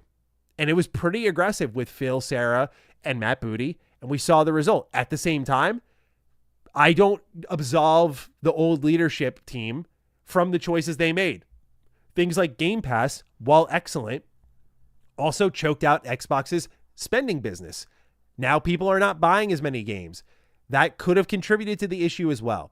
So there are certain things that, yes, I'm sure Satya and co are responsible for, but I do feel this article leaves out that, again, I cannot just let my foot off of Phil and Sarah and some of the choices they made. This is an Xbox campaign. I know the multi-platform push and all of that comes with the 30% profitability margins, but some of that was in play well before we heard this. Phil was saying in like 2019, 2020, 2021. We were finding quotes from him all over the place before any of this accountability margin started to stampede in. We were hearing how they wanted Xbox everywhere, all screens. They were putting switches in the backgrounds, showing Xbox on the phone, and that's well and good. But again, I blame Satya. The guy's the head of Microsoft. How could you not? I blame Amy Hood. She obviously was a part of this too. But let's not act like, and I'm not talking to Jez when I say this, but there are people who are like, let's not act like Phil, Sarah, Matt Booty did not make legit turbo dog shit decisions, like constantly, and hurt the brand. They helped the brand, and then they hurt the brand. That's unfortunately how it went, and leaves it in a mostly negative, sort of neutral spot. But there's more good stuff here. The previous Xbox leadership fought to save what remains of Xbox hardware and get the upcoming next-gen Xbox Helix greenlit complete with back compat on top. But the previous margin aspirations remained. More short-term games for long-term pain followed, putting games onto competing platforms like PlayStation, helping Sony meet its own targets at the expense of Xbox's long-term viability as a platform. The fact that Microsoft engineered Xbox to have as little hardware stock as possible helped justify this move away from exclusives. And the stock issue remains in play, which is why you should not expect Asha Sharma to have a great deal of breathing room on exclusive games. At least in the near term, Xbox has no stock to sell. So why invest in exclusive games? Why invest in marketing Xbox hardware that doesn't exist to sell? It's a self-perpetuating problem now. And at the least, in the medium term, selling games on PlayStation and other platforms will help Xbox in its future. But it well and truly remains to be seen whether or not Xbox hardware will survive Microsoft's short-term auto-immolation on this front. This is what I've been saying for so long, so it was particularly validating if it ends up being completely true here, is that I didn't think Xbox would make a decision on exclusivity this year, and I hope Asha Sharma is ready to answer that question a number of times because it's going to be at the lead of every single interview. But I think they have a lot of really well lined up games this year to assess different forms of Xbox success. As I've said before, and I won't beat the drum here or be a broken record for the millionth time here, you've got things like Fable, all platforms, day and date. So you get to see how the return of a new big IP, well marketed, decent hype behind it, how that performs on all platforms. You also get to see how something like Forza does. Forza Horizon 6 is starting on Xbox and PC and going to PlayStation later. We know it did really well with Forza Horizon 5 on PlayStation. I'm sure that will repeat, but you get to collect that data now. Halo, your marquee franchise, that is literally Xbox, is getting a remake, so you kind of get to see the legacy of that IP, the impact of that IP in a remake form on all platforms. PC, PlayStation, Xbox, I'm sure eventually Switch. So they have all these different games peppered throughout the year that they can look at and assess and make decisions based on that in the current development climate. It's easy for us as fans to look back at like the value we placed in the 360. I'm sorry, let's go back to the original Xbox. Original Xbox 360, Xbox One, and beginning of the Series X and what those exclusives meant to us. I think that makes a lot of sense here. But given that Xbox stock presumably doesn't exist for them to even sell, you can't invest in exclusive games right now. Because the whole point is to drive key software to incentivize people to get into your hardware. That's why exclusives exist. It's the same thing sports, right? Fox bought this playoff game for the MLB, or Peacock bought this playoff game for the NBA because they want you on their platform, right? But you can get on their platform because it exists to get into. In this case, digitally. I subscribe to them. In the case of Xbox, if I see, oh, they made Elder Scrolls 6 exclusive, that's a very powerful tool to have at your disposal. But can you really do that if there's no stock to sell? And the question is, can they produce enough in a quick amount of time for like the Helix stuff? Or is Helix going to remain niche? That's a really tough problem to solve. And I really don't envy her position at all. But again, we are seeing some of the key decisions being made here. Like I did not expect when we first sat down talking about Asha Sharma and her background, core AI, I did not expect this to be in the mix at all. That, hey, we are looking to retire features that don't align with where we're headed. We will be winding down Copilot on mobile and stopping development of Copilot on console. And Microsoft as a whole is trying to walk away from AI in certain elements because they have sunk the ship so badly. Because just like Jez illustrated here, short-term gains. So AI is the next big thing. Copilot's going to be the lead. They spent everything. They jammed it into everything, tried to make it as usable as possible, whether it was Xbox, Windows, Paint on Windows. It was every friggin' where, dude. And now they've realized what it's done to their business. Now, some people wrote in chat that like Microsoft has tried to tuck away parts of Copilot and Windows still. But they also did mention in a recent Windows update that they will be streamlining and getting rid of Copilot in certain areas. So this is a collective walk back from Microsoft as a company that is now trickling in a more loud way with Xbox, who we know, like, game development, gamers are very sensitive to the usage of AI. I will say this at the same time, though, because I don't want to act like I'm changing my opinion on the dime here. I do think that Copilot on mobile, I think it was, had some pretty good potential. And I think that carried over to console.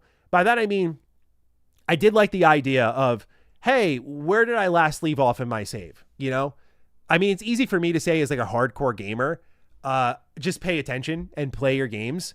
But I also understand people are busy. People have lives. You go away for a while, whatever it may be. You don't pick up that game for a couple of weeks. You want to reconnect with that in the deepest way possible. You ask Copilot to just tell you where you last left off in the story, and it recaps for you and you dive back in. Right? That could be a really useful feature in general. I don't know if that has to tie to Copilot per se, but that was the one thing I did look at with Copilot and Xbox and go, okay, interesting. But where it wasn't really exciting, like, let me find the video. Let me find the video here. Hold on. Copilot for gaming. Hang on here. Oh boy, where is it? Where is it? Where is it? Oh, this is the whole podcast. Yeah, it's this here. Okay. It's this video here with Copilot Labs where you're like building the game in real time. The gameplay is generated by AI in real time. I don't know, man. I just look at this and I'm like, this looks awful. So if this is the type of shit that they're getting rid of, where you see they're like dragging and dropping items in real time, dude, like, hell no. That just, there are parts of game development that are really tedious. Speak from experience on that, but like, sometimes you can't be above the hard work. I don't know how else to put it. Sometimes it's just, yeah, you got to grit your teeth and go in there and, you know, put some elbow grease into it, and that's all it takes. And so I get the whole idea of playing in real time and adding things to the level in real time as you're playing and what that can do to speed things up. Like, that's cool and all, but like, that's where Xbox is going. So when you start to cut those AI gaming experiences out of Xbox, seems like a pretty great idea to me. Again, because what Xbox needs to do first is recover the optics. From the money will not come anytime soon. Again, Microsoft has to understand that with Xbox being such a forward-facing brand, they have to do the optical recovery, and that means the sheets are going to look bad for a while. Could they get gaming revenue up? I think they could. But can they get hardware revenue up right now? Based on Jez's report and everything we're seeing right now with AI and stock issues, no, I don't think that's happening anytime in the near future. So that's where we're at with Xbox right now. That's kind of the truth on the situation surrounding their hardware and exclusivity. And that's why I've shifted a little bit based on this report. I'm looking at this going, I think Xbox wants to do exclusivity. I think they know it makes sense for what they need to do to recover their business, but they are doing it just kind of like how Valve has entered this kind of console living room environment at a sort of bad time with where AI is going. We see Xbox is running into a similar issue here where now they want to maybe pivot, but they can't even flirt or pivot because they have no hardware that they can sell. So it's a really interesting story. And again, you could just wait it out. Certainly this generation is lost. So you can spend the rest of this generation just stabilizing what's there. But when Asha did mention that one of their core focuses was on providing a good experience for Gen 9 before Gen 10, I imagine the anticipation, the desire is to ramp up stock for Series X and S at some point in time. But do they know when prices are going to kind of, ease up when it comes to AI? We'll see. But again, fuck AI, dude. It's just like, you see what it's doing, dude. Between this and the environment, I can't. So anyways, Xbox is in a bit of a pickle as they have been, but they are making interesting decisions. And I think at least right now, it feels like restoring faith and doing the best they can with what's in front of them. And honestly, as a fan, that's all I really ask for. Ladies and gentlemen, I'd love to hear from you in the chat on what we're thinking about Xbox's moves here and sort of the position they've found themselves in when it comes to hardware stock versus exclusivity. How can they navigate this a little bit? Because again, they got a bit of an uphill climb here, but certainly, I guess with some patience, they could find their way out of it. So I'm curious what y'all are thinking. Let me get this over to Emmett and I'll turn on our music. How about that?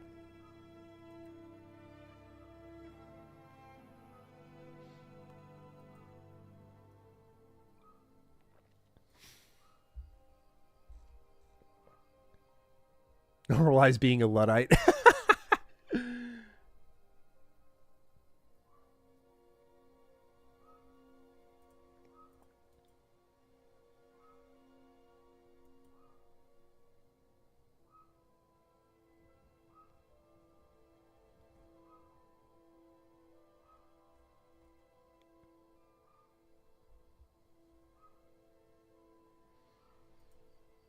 So far, so good. Good moves. But I'm waiting for the games before I start getting gassed up. I think that's a fair approach. Yeah, the games will be next year-ish.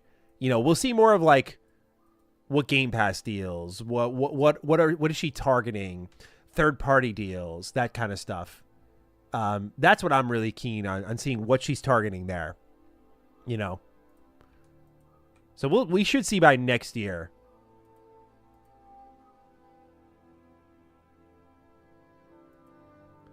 I'm just getting our docs up, our links up for, oh boy. We're going to talk about this review here from IGN.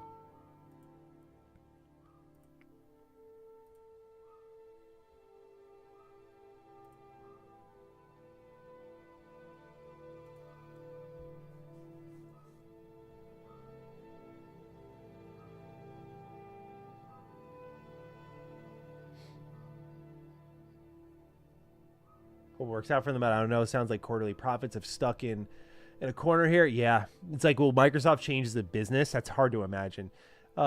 Steam and Valve ushered in a digital-only era. They killed physical media. Be nice if Steam and Valve reversed that and had a physical media drive in the Steam machine and brought discs back. That would be a pretty big change. I mean, I would love that. When I say idealistic, I don't mean it in an insulting way. I just mean it in a way like it'll benefit people like us, and I do think there is strong value for physical games that people very much overlook nowadays because they all think it's just like license keys. But would Valve do that? It's tough to imagine. You know, could they do an external disk drive? That could be kind of cool.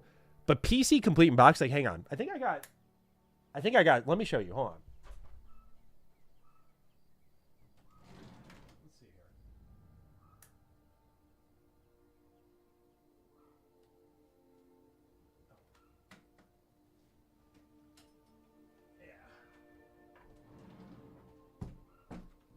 There's two ways that you can look at it. Sorry, I'm walking fucking stiff, bro. I hurt my back doing gardening over the weekend.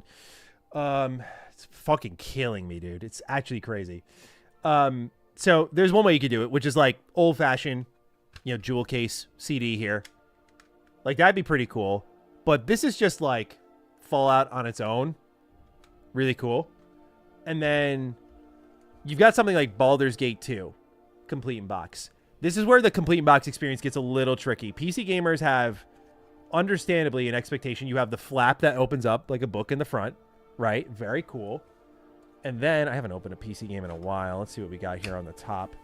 So then, I mean, think of it this way, right? These companies look at all this shit I'm pulling out. They're like, I got to pay for that. I got to pay for that. I got to pay for that. It's like, hell yeah, you do, bro. Make it worth our time. Make it worth our money. So then on the inside here, right, you slide it open. And then we've got 1, 2, 3, 4 discs. Now, this wouldn't be much of a problem nowadays, right? Ignoring that, you've got a map. So throw that in the mix, right? PC Complete in Box does not joke around because the creme de la creme, the crown jewel, is the game manual itself.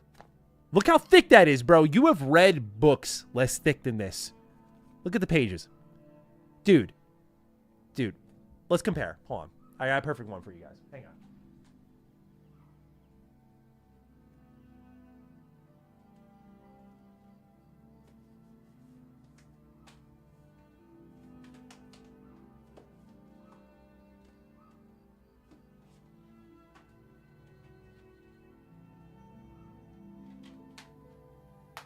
Okay. So PC, you get this booklet. By the way, I'm not even showing you all the quick reference card. So you don't want to read the booklet. They're like, all right, we got you. We got you. Check this out.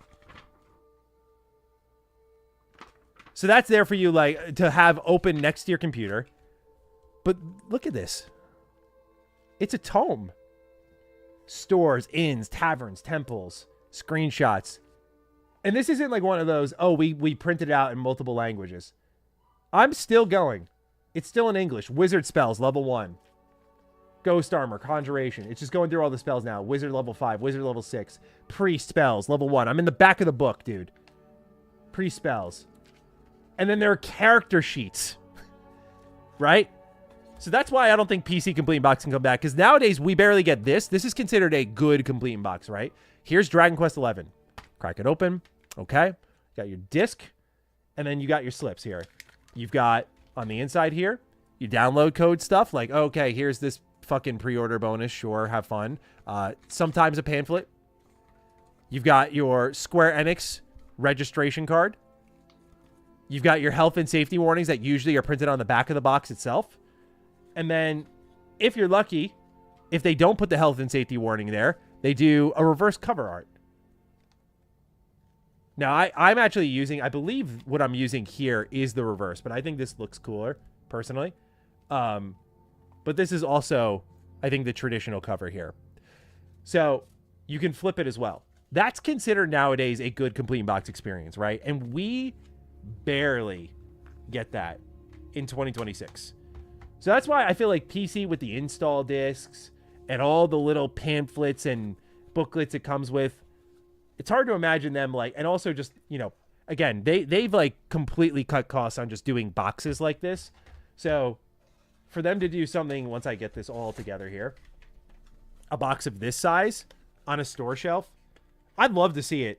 But I don't think physical PC games come back. They just package them so differently. Like, this would even be nice to see. Jewel cases. I miss jewel cases. Very early, late 90s, early 2000s. So, yeah. I definitely love the spirit. But would love to see more physical. I don't know, man. Can you imagine, like, them shipping, like, I don't know, like a Mass Effect 5 with, like, a PC copy like that?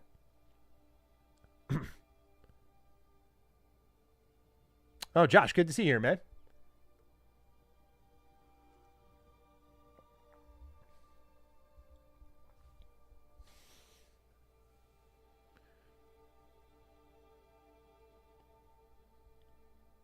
Morrowind manual and guidebook for years. Yeah, Bethesda Game Studios has always done a really good complete in box experience. Like, I got Oblivion here.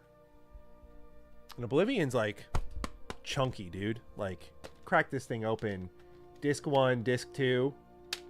And then underneath a really nice manual that is fully illustrated, right? You can kind of see they colored it and everything. They paid for the ink for it, which is rare.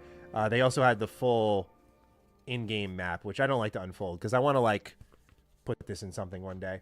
Like, maybe unfold it within a, like, kind of glass picture thing. Like, I think that would look sick. I kind of want to do that one day. With all of the maps from Elder Scrolls. So, yeah, like, Bethesda's always done that pretty good.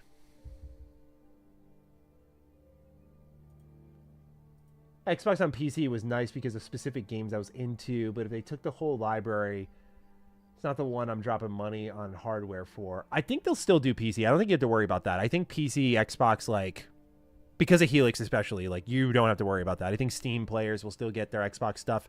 I don't know if Xbox will go that aggressive, though, and bring everything to their own launcher. If they do, good God, I wish them the best of luck. That'll be it for PC players for them. They're like, we can skip that. You come to Steam when you're ready. A lot of people are talking about the GTA maps. I don't have GTA 5 in my collection now that I think about it. Yeah, that's strange. GTA 6 coming with a map would be kind of nice, though. What are your expectations for Gears of War E-Day? Also, do you think Microsoft should turn Elder Scrolls 6 into an exclusive? So actually, you know what, that last part I can answer right away because it was Reese Elliott. Yeah, he had a post. Linnea. Or Reese Elliott. Where'd he put it? Yeah, okay. He posted this on Twitter. He showed here all of the I'm sorry, the super chat's blocking it.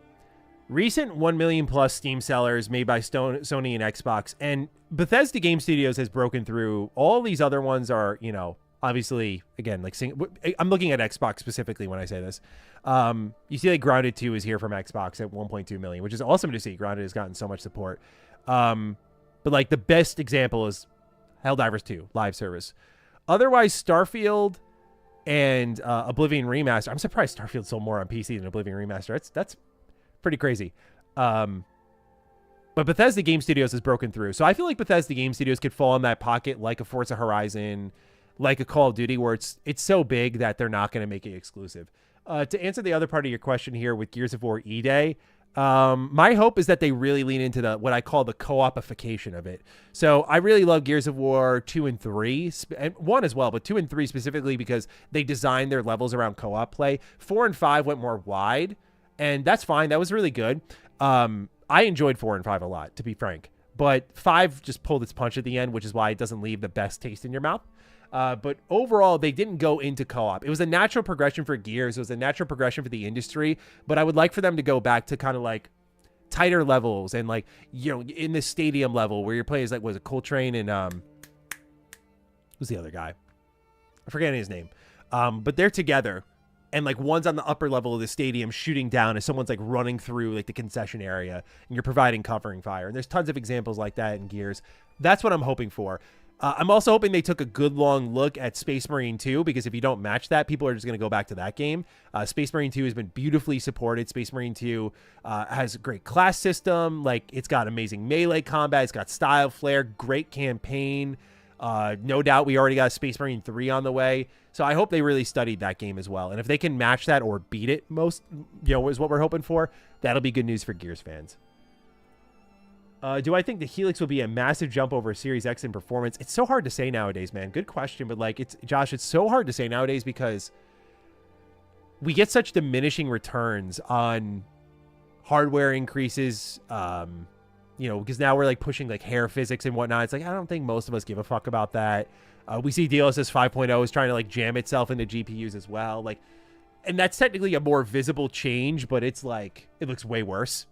So performance, I mean, I hope, yeah.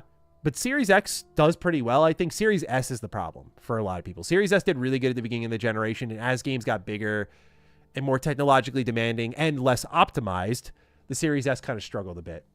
So I hope it's a massive jump. They are, once again, beating their chest on like the strongest, highest performing console on the market, but they also have done that for like Scorpio, the One X. And I think they did deliver on that. I think the One X was stronger in the PS4 Pro. The PS4 Pro just did better because PlayStation had a better library. So get some games. Performance, you know, is obviously important, but like games are what people are here for. Good cues. Good cues all around, y'all.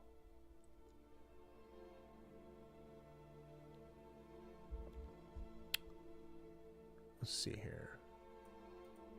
Okay.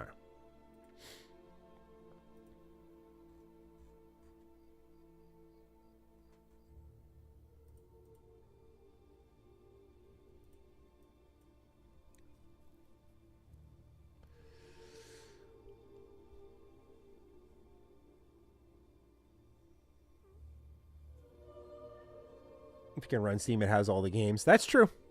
But see, the thing is, Asha Sharma didn't commit to that. She literally was like, what did she say? She said, like, I wasn't there for those conversations, so we'll have to, like, reevaluate. Like, she completely backed out on the whole Epic Game Store being on Helix day and date. So they're clearly revising everything.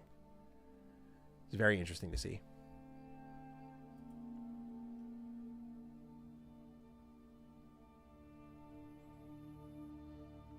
Do I think Half-Life 3 is coming with the Steam machine? I think it has to, no? It's the only... it just seemed like all the rumors picked up and then they just died when the Steam machine got delayed. You know? Turtle Deity says, man, why does every Final Fantasy game have some BS boss at the end of it? I don't know. I thought... I won't spoil anything, but I thought 15 was fine. 10 was pretty tough. 9 was tough. 9 was a fucking gauntlet, bro. 8 was tough. 7 was... I thought 7 was totally fine. 6 was tough, but fine. Especially because like the Game Boy Advance version let you grind easier, let you grind, and then the Pixel Collection made you grind even easier. So throw that in the mix. What other ones had tough bosses? 12 was fine. I didn't have much of an issue with 12. 13 can be tough. If you don't know how to get your way around the paradigm shift system. 16 was... Yeah, 16 was... Yeah. Easy. Fine. I'm not a big 16 guy. Oh, you're dealing with 9 Turtle Deity? Yeah, 9 stuff, bro. Yeah. But you're playing Peak. 9's my favorite. Off topic, but Fable, in my opinion, should have black and white morality. Fable does it to teach moral lessons more clearly. Without the name, it makes less sense. I agree. I thought a lot of people were very lenient on this when it came to Playground Games' approach, and they took a more general RPG. Like, as an RPG, sure, I get the whole, there is no right and wrong, but, like, Fable as a series is about right and wrong, hero, villain. Like, it is about not having nuance in your morality system, and I don't think every game we went through this phase where, like, everyone was like, we need more nuance in our choices. I'm like, okay, sure. And we got to that point. Now I'm like, we need more binary choice systems. I like the good and evil. I think that's really nice, personally, because it can fit well into your theme. Star Wars Knights of the Republic, best example of it. Are you light side, dark side? You could be neutral. You could be gray. And that moral dichotomy does exist, but it's based on your choices in a meter that's moving based on your choices. I love that shit. It's one of the reasons I also love Fable. What games are you looking forward to that are coming this year? Well, I was looking forward to Lego Batman. I'm still looking forward to Lego Batman, but it seems like right now, at least, I should temper that a little bit with PC performance. What else am I looking forward to? Onimusha, because Capcom's been just fucking slapping my dick crazy with, like, just some fucking great video games, whether it's Requiem, Star Force Collection. I haven't played Monster Hunter Stories 3 yet, but that's apparently really great. And then Pragmata's the latest in just a lineup of just dick smackers. And then what else am I looking forward to this year? GTA 6, of course. Fable, definitely. Gears of War E-Day, absolutely. Blood of Dawnwalker is really exciting. We just talked about that in a recent video. Yeah, I was thinking Exodus and Expanse Osiris Reborn, but those are both early next year. Yeah, Josh just hit me with the pause. What, we don't use the term dick smackers here? Come on now. What else is coming out this year? Oh, Adventures of Elliot, the new HD 2D game. That one looks pretty good. That's June. That's right around my birthday. It's going to be a peak birthday for me. New HD 2D game, new Toy Story movie. I'm going to be, like, living my best life. Stranger Than Heaven, someone brought up. That's a good one. Are you reviewing 007? I hope so. I don't know. Ever since, what was it? Mass Effect Andromeda, I previewed the multiplayer for that, and I realized it just doesn't guarantee that you'll get a review code if you preview something. Like, I've been left out of plenty of review processes after I went, like, hands-on with something. I would hope so, but, like, oh, yeah, Metro 2039, I forgot about that. Yeah, this year is kicking ass, dude. Just so many great games. But I hope to review 007. We'll see. Fingers crossed. Definitely excited to play more after my preview. I wasn't as, like, 10 out of 10 on it like everyone else. Which I guess is a really good transition into our next topic. If y'all want to dive into this, we can talk about IGN. We're going to take the not bullying approach, or at least I'm going to. I don't know if chat will be as nice. I'll mention that in the Matty Slop video. I don't know if chat will be as nice, but I'm going to try to take the more calm, constructive approach here. Here we go. Let me crank up the volume as well, because we're going to be listening back to IGN's Mouse PI for Hire review. Okay. Not just that. We're going to talk more broadly about things. Let me actually bring it up.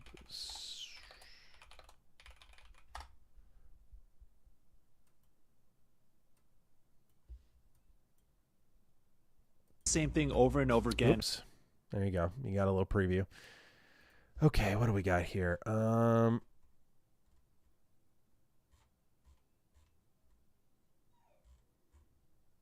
Okay. Let's do this thing.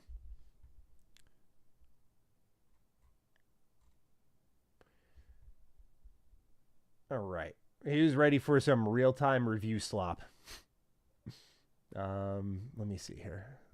I'm out of water. Fuck. Okay. Here we go. Ladies and gentlemen, it's time for, at least for many of you, the real slop. Today, we are talking about IGN. They've been in the conversation enough where now I want to pull a trigger on a conversation. It's time to talk about 7 out of 10s. It's time to talk about review scales. And IGN just happens to be at the center of this conversation way too often to just not dive into. Now, I'm going to try to take a more nice, constructive approach to this. Although, in particular, there is one review I'm going to talk about that I do think is kind of bad. But I can't promise my chat will be as nice. A lot of people are way more fed up with IGN. I take a more detached approach to it. Just for a little backstory, I used to watch IGN a lot, like I think many of us did in the early 2010s. That was, to me, golden era IGN. That was like, of course, Colin Moriarty, Greg Miller, Andrew Goldfarb, Damon Hatfield's still there, Ryan McCaffrey's still there. But there were a lot of like OG faces at IGN at the time. And they were all putting out just, I think, some of their best work, really interesting thought pieces. It was just a real fun time to just track IGN. From there, a lot of that kind of main attractive part of the press, at least for IGN, left, and that's how we got Kind of Funny Games. Shout out to Last Stand Media. That's how we got that. So everyone started to set up their own businesses on kind of bold bets on themselves and really change the shape of the industry and the press. But from that point onwards, I did not watch IGN as much, especially because reviews started to evolve, generally speaking, because, for example, there were people like maybe you who watch maybe reviewers like myself or others out there, and you start to understand their taste. Like, about me, Matty loves RPGs. He values writing heavily. Sometimes he scales that a little bit higher than even certain bits of the gameplay. Like the atmosphere and the writing is good enough that can overtake some gameplay woes for him. Like, that about me. With IGN, when these kind of mainstays left and you knew their taste and the things they loved, and they were so popular, you got replacements that are, in some cases, I think quite good, we'll talk about, but they're not as well known. And because their tastes and the people who are working there aren't as well known, people just see like 7 out of 10. They go, oh my God, what just happened here? So since they have left, I've not really paid attention to press reviews. I usually just see the overall aggregate. And even then, I find myself always on Steam reviews. I just like to read user reviews a lot more. And then when it comes to reviews, they're more like entertainment to me. I'll just watch my favorite creators or thinkers in the industry talk about games they played and kind of what conclusion they came to, not because I'm looking to make a purchasing decision off of them, but because I just want to hear their thoughts. I kind of value that a little bit more. So that's the approach I sort of take to it all. The reason we're gathering to talk about IGN today is because of the review scale. I'm not saying my review scale is perfect by any means. I do what I call a buy, rent, or pass, right? And then I kind of give a price range within my rating system. So in my review for something like Mouse PI for Hire, I was like, this is a buy. Here's the type of player I think you need to be for this to be a buy, which is like first-person shooters, atmosphere, great music, that sort of stuff needs to check these boxes for you. You need to like a more linear style first-person shooter. Like, it has to check all of those boxes, and then it's worth the full price. Whereas something that did not really hit me well at all, like a Dragon Age the Veilguard, I was like, pass on that. And then if there's games in Game Pass, I'll kind of scale it with that. I like that because I think it's more case by case, and that's what reviews need to be. Reviews scores like 7, 8 out of 10, 7.5 out of 10, whatever it may be, worked at a certain point, but now I don't think they do. That's because even I think decently written ones like this here, this is from Michael Hyam. I believe it's Hyam or Higham. I apologize if I'm mispronouncing it, Michael, but I really like him. He's well-spoken. I think he writes great reviews. He does a good job here. He ended up giving Saros a 7 out of 10. Now, when you go over to social media, you'll see people were not pleased with this 7 out of 10, saying that Saros tries at an interesting and ambitious story it isn't always able to effectively tell, but Housemarque has once again proved that its bullet hell sensibilities mesh incredibly well with fluid and challenging action. So a lot of people saw this, and again, it's like, okay, he said it was a good game. A lot of people had enough of that, and social media freaked out over this because part of the critique within this was sort of the repeat gameplay of a roguelike game, which is kind of the point of it, doing it over and over again. But a lot of what Michael focused on in his review was the story and how that doesn't work well with it. But a lot of people didn't really come to the same takeaway as maybe I did or others did. Now, IGN in particular, in this case, again, presenting this for fairness, didn't even give Saros the lowest review score. If you go to Metacritic and you filter by mixed reviews, number one, there's no negative reviews, at least according to Metacritic, on this game. If you go to mixed reviews, that's the lowest it gets. And the lowest score actually belongs to Giant Bomb, who said, Saros is still a good game. I'll never dislike a game that looks this good and plays this well, but the lessons that Housemarque learned from Returnal resulted in a game that is less than the sum of its parts. Overall, though, we're sitting at an 87 on Metacritic, and generally speaking, User score is a little bit lower here than the Metacritic score of 116 critic reviews here. So this kind of brought about a recent conversation of just, oh my God, here they are, 7 out of 10 again. And I feel like we can name a number of reviews this year. We'll talk about Mouse PI for Hire, specifically Saros, Crimson Desert, and how I'm friends with Travis, but he immediately was kind of talking about re-reviewing it. I think he kind of opened himself up to a lot of people on social media attacking him, even though IGN has done re-reviews in the past. I feel bad for anyone who tried to re-review or tried to just review Crimson Desert in general before that embargo lifted, because so much of the game has transformed since that launch. It's like not even the same game anymore. Point being, though, is that people have been clowning IGN reviews for a while. Even now, the lead actor, Raul Coley, was spotted here wearing a IGN 7 out of 10 shirt. IGN even producing this t-shirt tells you all you need to know about kind of where they're at right now, because selling the thing you're memed about, there's leaning into it to help kind of disable the jokes. And then there's the Mouse PI for Hire review, which is like too much cheese. And it's like, dude, I don't know. So I wanted to talk about this because, again, I thought it was a good opportunity to just kind of talk about reviews in general and go through my thought piece on it, but also just a lot of people have been talking about this mouse review, and I watched it through and was like, okay, normally I don't get in on this, but I kind of get it here. And sort of what I think makes a good review versus someone who likes to talk about games and maybe kind of got lost in the sauce a little bit. Again, not saying I'm the perfect game reviewer. Certainly I've got my issues here. So let's watch some parts of this Mouse PI for Hire review. I am going to turn off the image here because that way we can see the full thing here. And we will watch this all together. Let me just transform and fit this to the screen. There we go. And I'm with the chat, by the way. I do kind of want the 7 out of 10 shirt as well. Those look kind of nice. By the way, Emmett, as you're going through this Matty slop in real time, feel free to edit out us fucking with the camera here a little bit here. So, okay. There's a couple of things that really stood out to me here with this review. I'm starting at 141 here, and we're going to take a little bit of a listen to what he talks about, which is cheese. And keep in mind, the final score for this review is a 6 out of 10. So let's take a listen. What bothers me, however, is how overly referential so much of it is. The world is full of mice, so everything is about cheese. Everything. A bad guy? He's a cheese-legger. These cheese-leggers in on the shrew racket. Run into a lady mouse with a sultry voice? It'll be described as Gorgonzola picante slapped on a mozzarella platter. someone need to assure you they're telling the truth. Swear on my mama's cottage curds. This is charming initially, then it never stops. Everything is a reference to the fact that everyone is a mouse and mice like cheese, and when it's not, instead it'll be a reference to an old cartoon, or the fact that this is a video game. When you jump, just... So, you know, when I first heard this, like, I think the first few minutes of the review, I'm like, okay, he's got certain tastes. He comes from the angle of, like, how this isn't noir enough. It isn't serious enough. And I get all of that. But when you're kind of, like, cranking a game for having an obvious comedic touch that it has, like, right out the gate, like, just, I thought it was hilarious. Okay? And that's not to say comedy is a one-size-fits-all. What you find funny, I might not find funny. What I find funny, you or this reviewer may not find funny. It's not one-to-one here.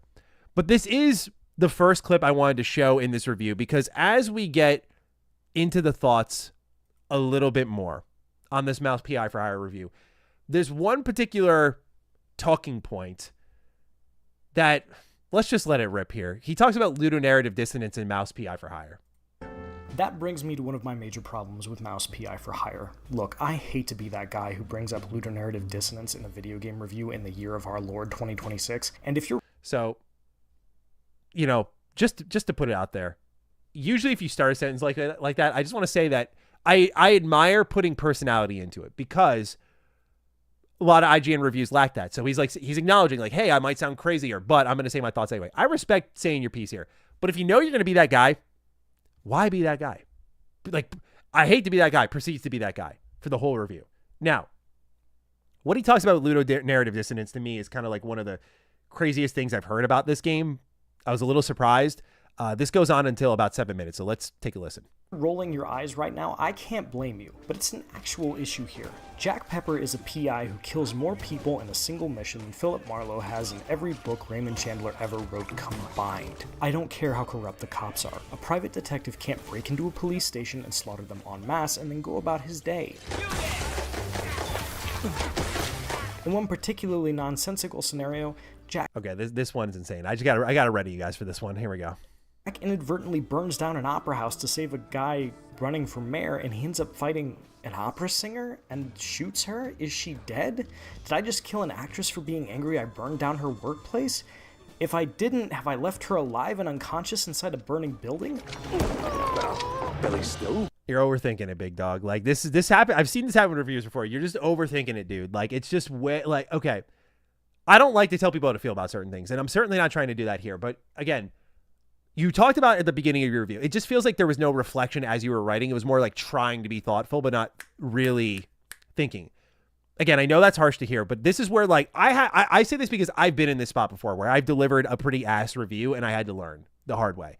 In this case, dude, like when you're saying things like, I hate how everything's about cheese, it's always joking and stuff, and then you see in an opera house burning down, here's this crazy opera singer who becomes a boss fight. It's like, did I kill her? It's like, you just understood and comprehended through writing and through voice how everything's a joke.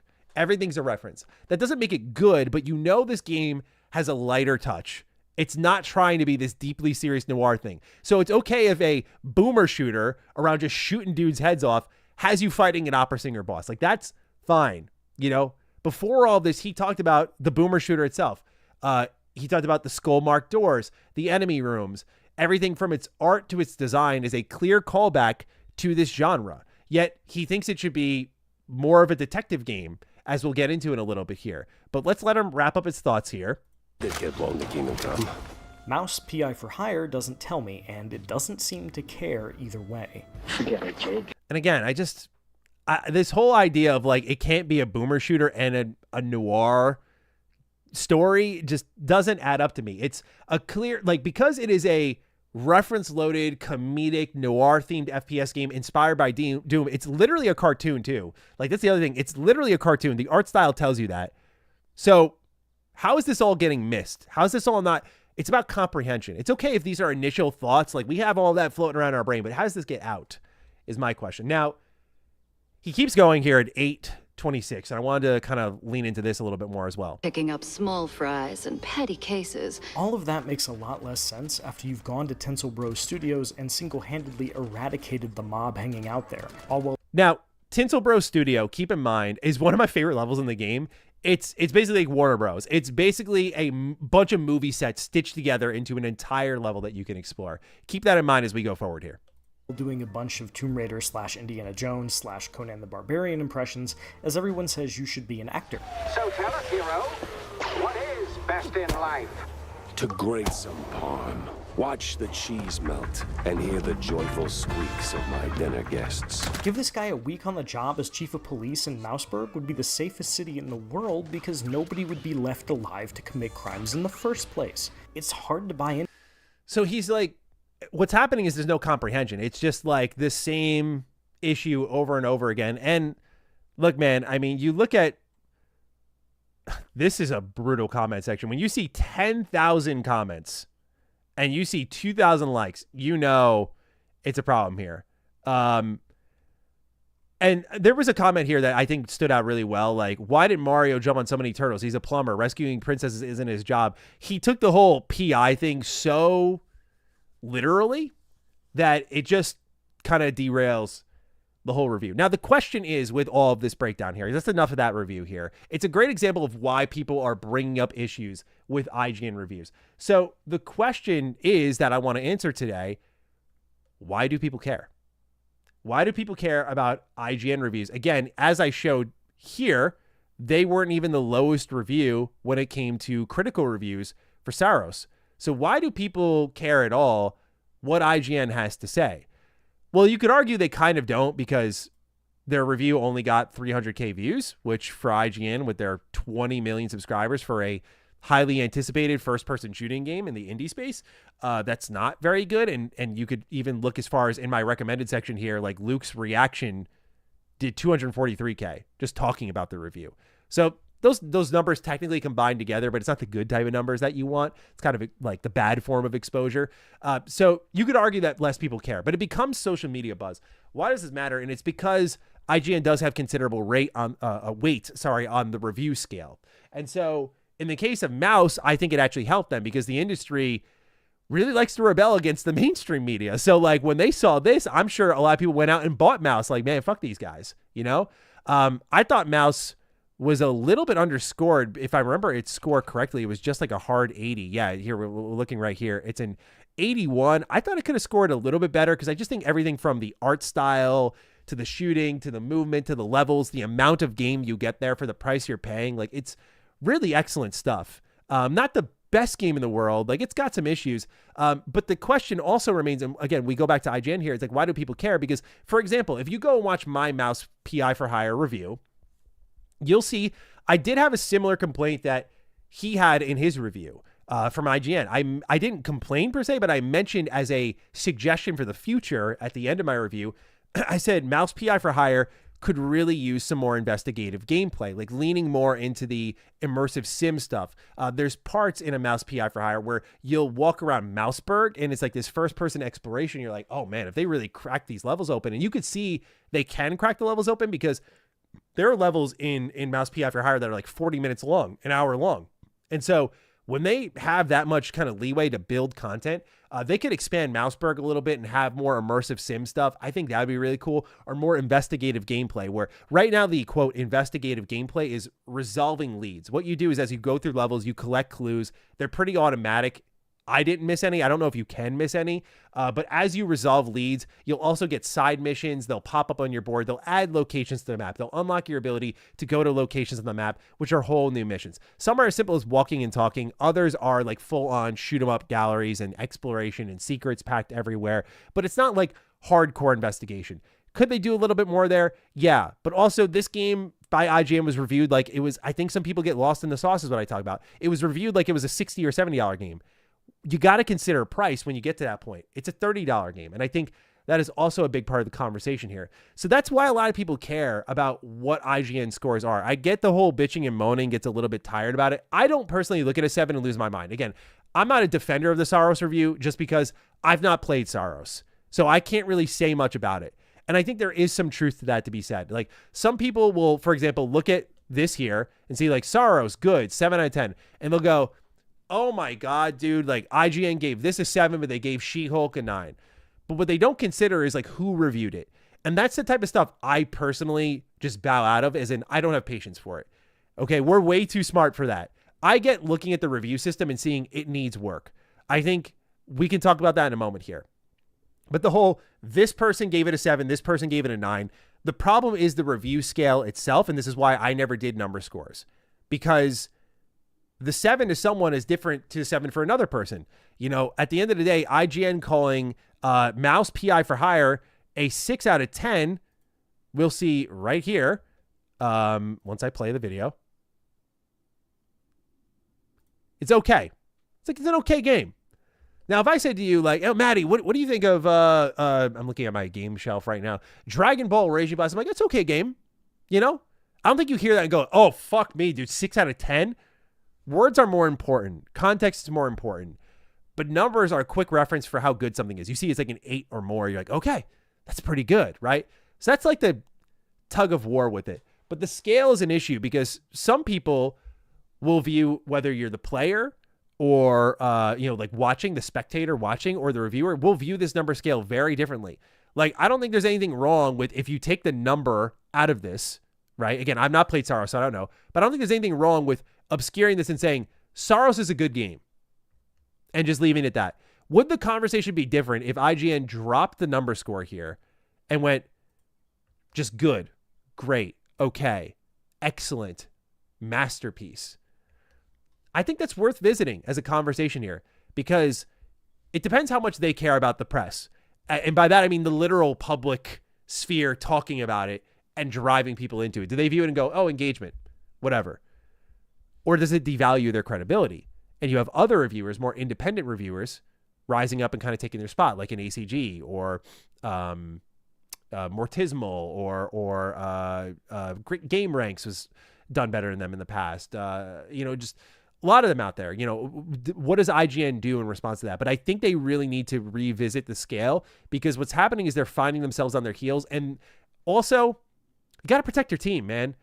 People look for these names and they look you up on social media and then they send shitty fucking things to them. And at the end of the day, I don't think it's ever that serious, but it does warrant the conversation of how games are being represented. And that it's not like I just look at mouse PFR. I mean, I completely disagree with the score here, to be clear. But at the same time, I don't look at this and lose my mind, but people do.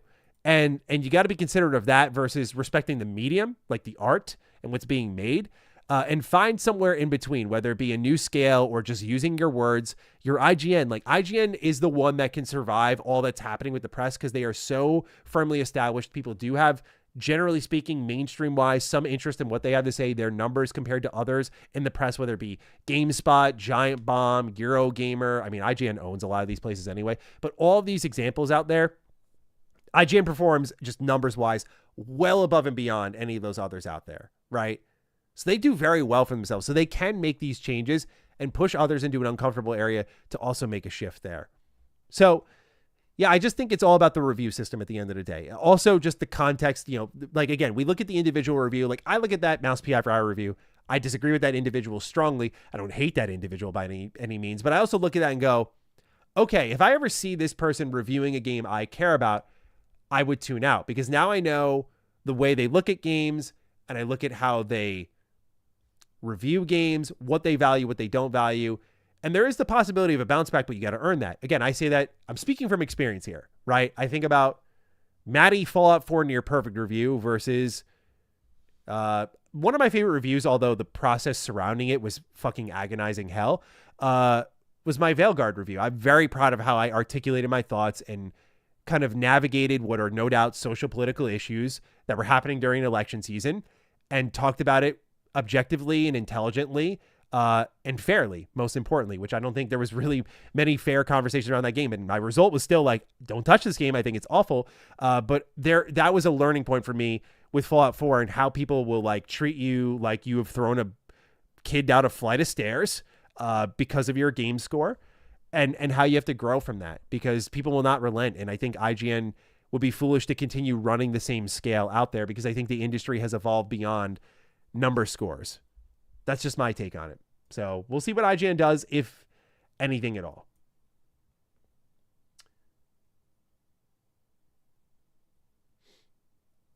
Let's see here. What do we got in chat, though? How are we feeling about a little bit of a Mouse PI for Hire review from IGN, where IGN scale is at? How are we feeling, chat? Very keen to get the thoughts here. I don't know what chat was saying that whole time. I was kind of locked in on the conversation, so it could have been just a bloodbath down there. Let me get these videos over to Emmett in the meantime.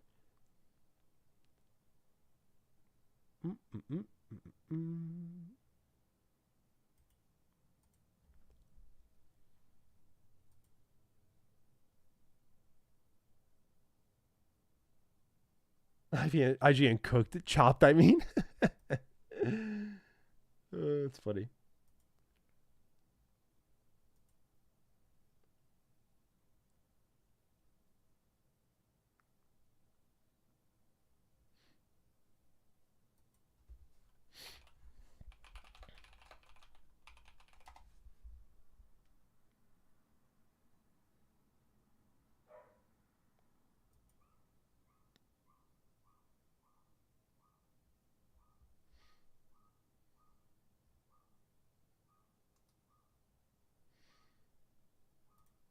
Let me get the music going. I was trying to find, like, all my tabs were scattered after that video.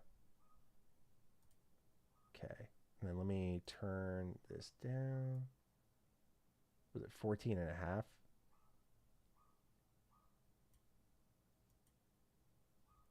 Okay.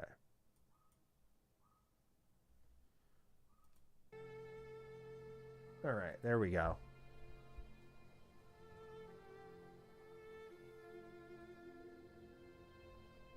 Starting a Twitter thread now.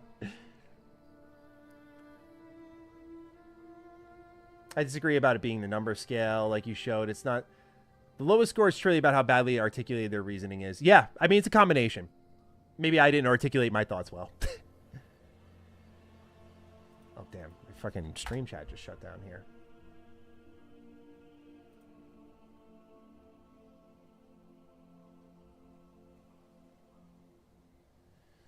Oh, I missed a super chat here. Hey, Maddie, love your videos. Sorry to cut you off. Are you the guy on the GDC that Jonathan Peak Tubular has been talking about? I don't know, dude. I'm not trying to be disrespectful. I don't know what you're talking about.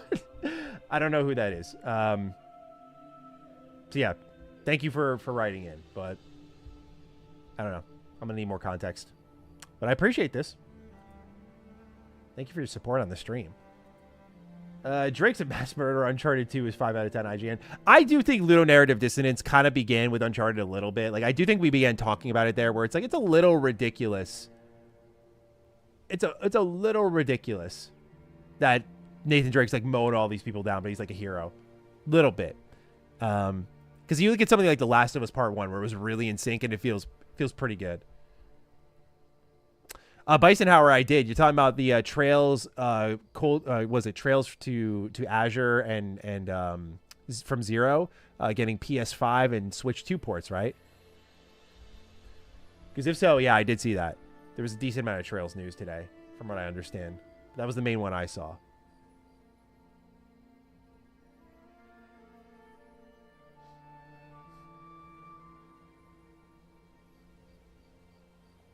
Apparently, Amy took that to heart and wanted Nathan Drake to be a saint in Uncharted 4. Yeah, I can imagine that messes with you. Like, where do you draw the line between fun gameplay and, like, disconnect between the narrative?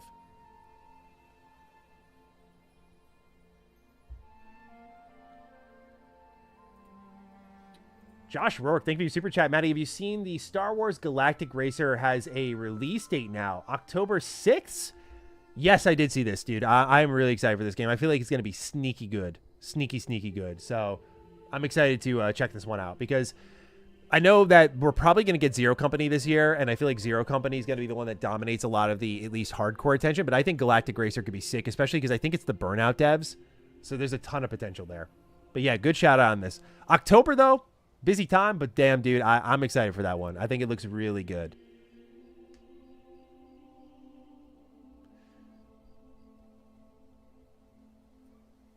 What's our last story today? What did I have on here? Steam Machine, right. Ugh, I didn't update any of my links, did I? I was like in bed at like fucking 3 a.m. last night, and I was adding a story to the document. I think it's all tweets from, yeah, it's all tweets from Deck Ready, the homie Jimmy Champagne. I will have to repopulate these links.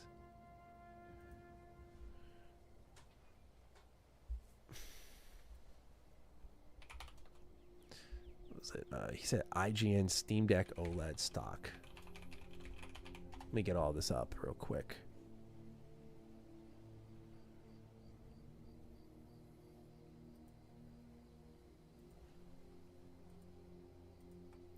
Damn, real click here. As you can't find it. I might have to do I want to squash this until I get the right links?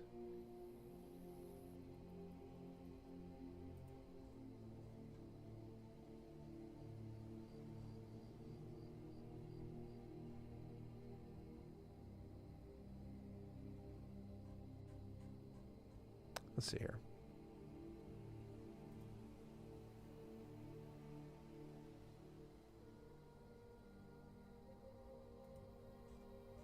Okay. This is an article we can use. Scalpers are going to hold all the Steam machines. Oh, yeah. I just saw a tweet that said that there's... I don't know if it's true, but I saw a tweet that said that 250K in stock. Like, that's going to go out quick. I have a local gaming website and social pages. We publish reviews and stuff, but we have 4 to 5 people doing the reviews. The ratings tend to not be consistent. Yeah, that's the thing. Like, I think that's fine if people know know who your writers are. Like if they know who you are and who your tastes are and you're very loud and out there, like I feel it at least helps, you know? I still surprise people at times with my reviews. I haven't had that moment. Again, to me, Deathloop stands out as that moment where I was like, oh boy, I'm like the only guy who feels this way. But I don't remember the last time after that. After that, actually, Atomic Heart, audience really wanted to have more positive review from that. For me,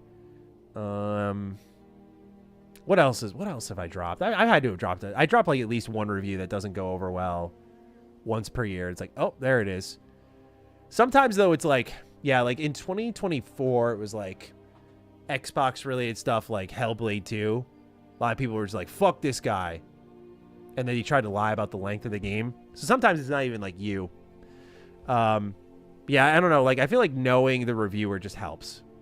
You know, it just helps in being familiar with that creator, their views, and sort of their opinions, and it, you know, softens it out a little bit. But if your review scale is supporting multiple people, then like you got to be ready for that, I guess.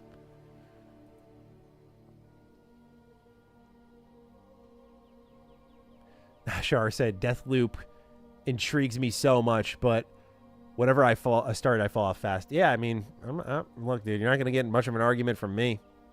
I don't think that's I don't think that's like a hot take by any means.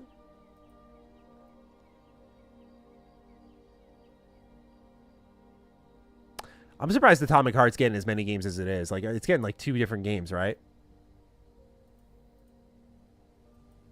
I'm just a little surprised by that.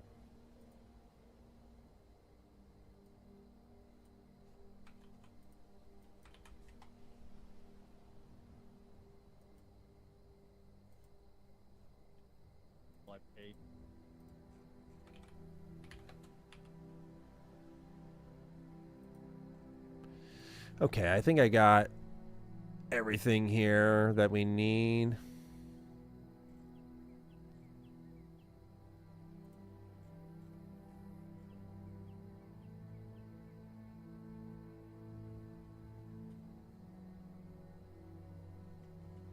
Actually, I gotta grab one more thing. I apologize, guys. I should have had this updated, but it was like one of those things where I did it and I was like, I'll do this in the morning, and then I forgot to.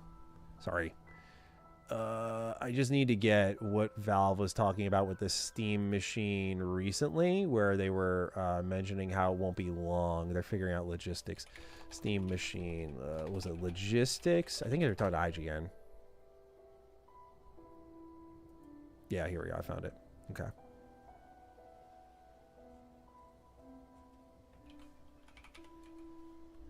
Okay. Found it. Okay, I think I got everything to do this.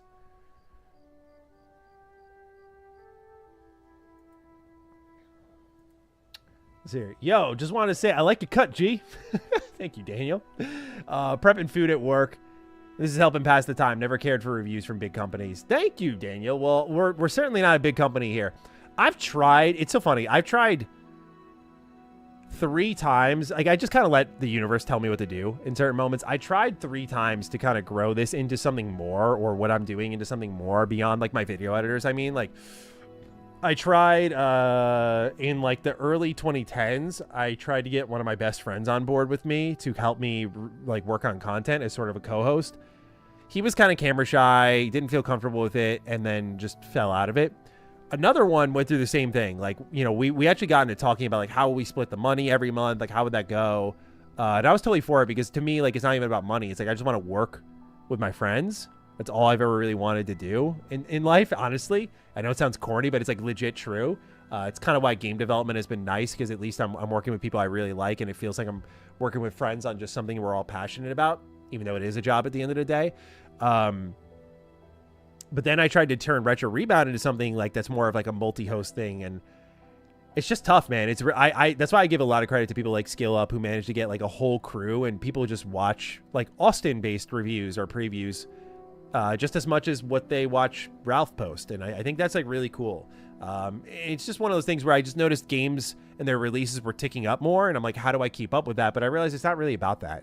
It's just about like picking what you're interested in, talking about it, and having the audience that's there for it. And it's, you know, not to make it all about me, but just, you know, again, like, it was trying to keep up with the content beast in not the right way. So we almost went big business, came very close, but fate had other plans. Oh, thank you. Hey, Maddie, thanks for all the years of content. Been watching since Survivor 2299. Your BGS takes have been spot on lately. Hey, man, I love hearing that. I went through like a really long time of being called the shill, even when I wasn't shilling. So I appreciate this. Thank you. I really appreciate you all supporting these streams too, and just being here talking. A lot of fun. Man, bro, my lower back is fucking killing me. I tried gardening, and it, you know, like turned out a little nice, but just, man, oh, never doing that again. Fuck that. All right, let me round out. What do we got here?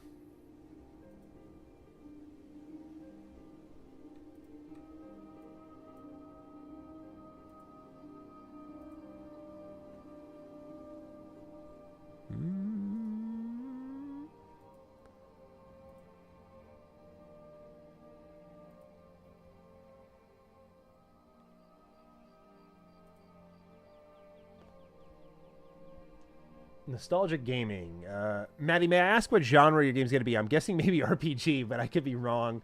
Unless you want to keep it more on the hush-hush side. I do. I mean, you know, you can take a guess, but I definitely want to keep it like a little low-key. Just because, again, I just want to... I want to surprise in the right ways. You know, I don't want to be like, jump scare, hi. I want to surprise in the right way. So I just want to keep like every detail that even like... I don't think a genre reveal is really a big deal at all, you know, but I think... Just to be like on the safe, like it's not like that's ever going to change what genre we picked, but I just want to be on the safe side of sort of like what I want to start teasing out ahead of time, right? Because I'm sure I'll talk about this before I actually talk about it. Like, here's what we're doing, here's what you should expect, just so I kind of like can shape that a little bit. But I want to just have as many of you as possible check it out too. It's also a big priority of mine. Gardening, he's getting old, guys. No, okay, so let me explain this. So, Uncharted Wolf. Let me explain. This is not like I'm getting into it as a hobby. Far from it. I was being a really good husband. My wife is sick. Our backyard's a bit of a mess. So I went out there and I took care of it. We had mulch and we had wildflower seeds, and we wanted to kind of fill in some dirt areas in our backyard with like pretty flowers. So what I had to do was I had to get out there. First, you got to rake the ground because you got to like bring the soil up.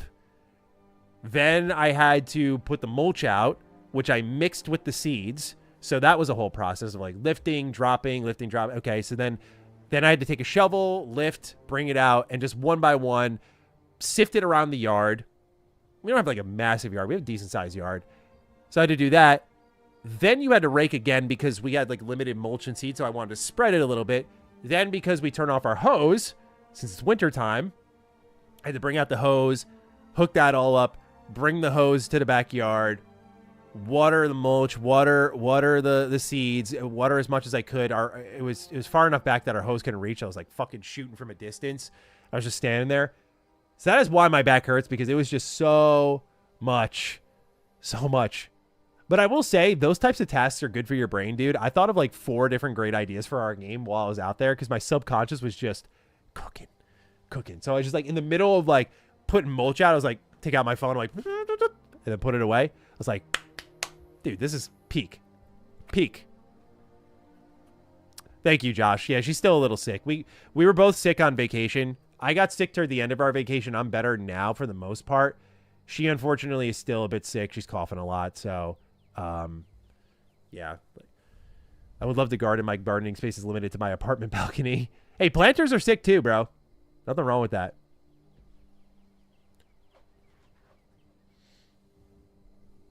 It's not like we got a massive garden or anything like that. We have these, I'm not even gonna pretend to know. My wife has ran this operation, but we had like a bunch of like little planters sitting on our deck, like nothing super crazy. Did I, before I do this, did I turn on the image yet? Okay, I didn't. All right, cool. I just want to see how this looks with everything. Okay. And then what about this? Okay. I want to turn on my Matty Slop image again now. Let's go back. Turn this on. Where is it? There we go. Let's see how all of this looks. And you see it's a little off-centered.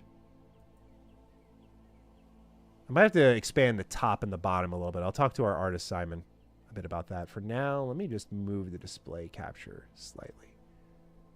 Okay, that's good for tweets. Good for that. Looks good there. Looks good there. Okay, cool. Good across the board. All right, I just want to make sure that was all lined up. I was starting to notice it was a little off-centered.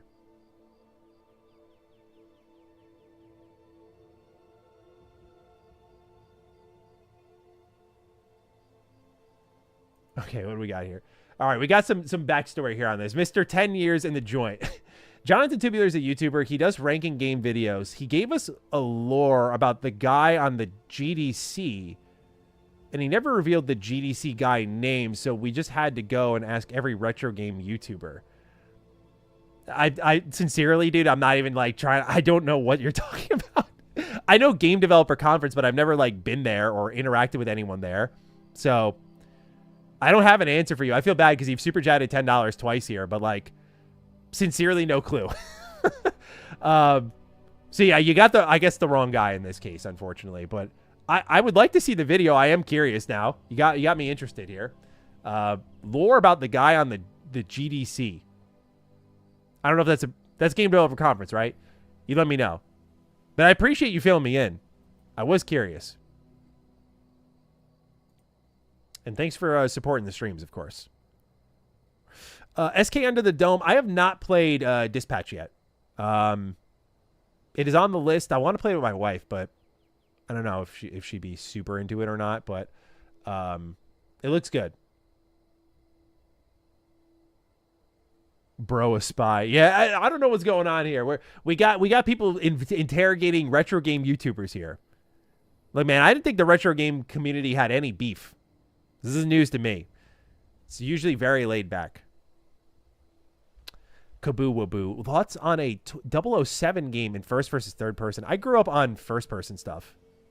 So that's kind of what I prefer, but I also like the third person approach. Poisonally. Joshua, thank you for your super chat. Did you ever play all the way through Enduro, Matty? The lead writer for this is the lead writer for the Gothic remake. That alone has me stoked. Oh, sick. I didn't know that. No, I never finished it, but like I did play a decent amount of it, and I thought it was really good. I was more impressed. I played it more like to see like what the creation engine is capable of, because like the way cutscenes were shot in that was really impressive. That's sick, though. I didn't know that, dude. That is very encouraging. Thank you for letting me know that. That is something I will definitely call out when I cover that game. You met Mark Cerny at GDC? That's sick, Critical Fish. Nice.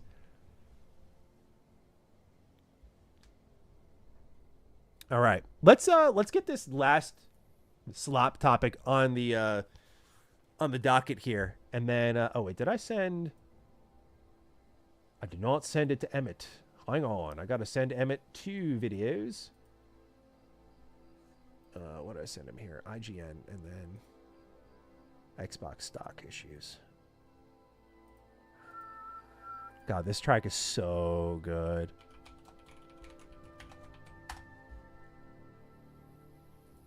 Oh. Literally, I think this is like right there with Secunda for me. Jeremy Soule, man. Jeremy Soule.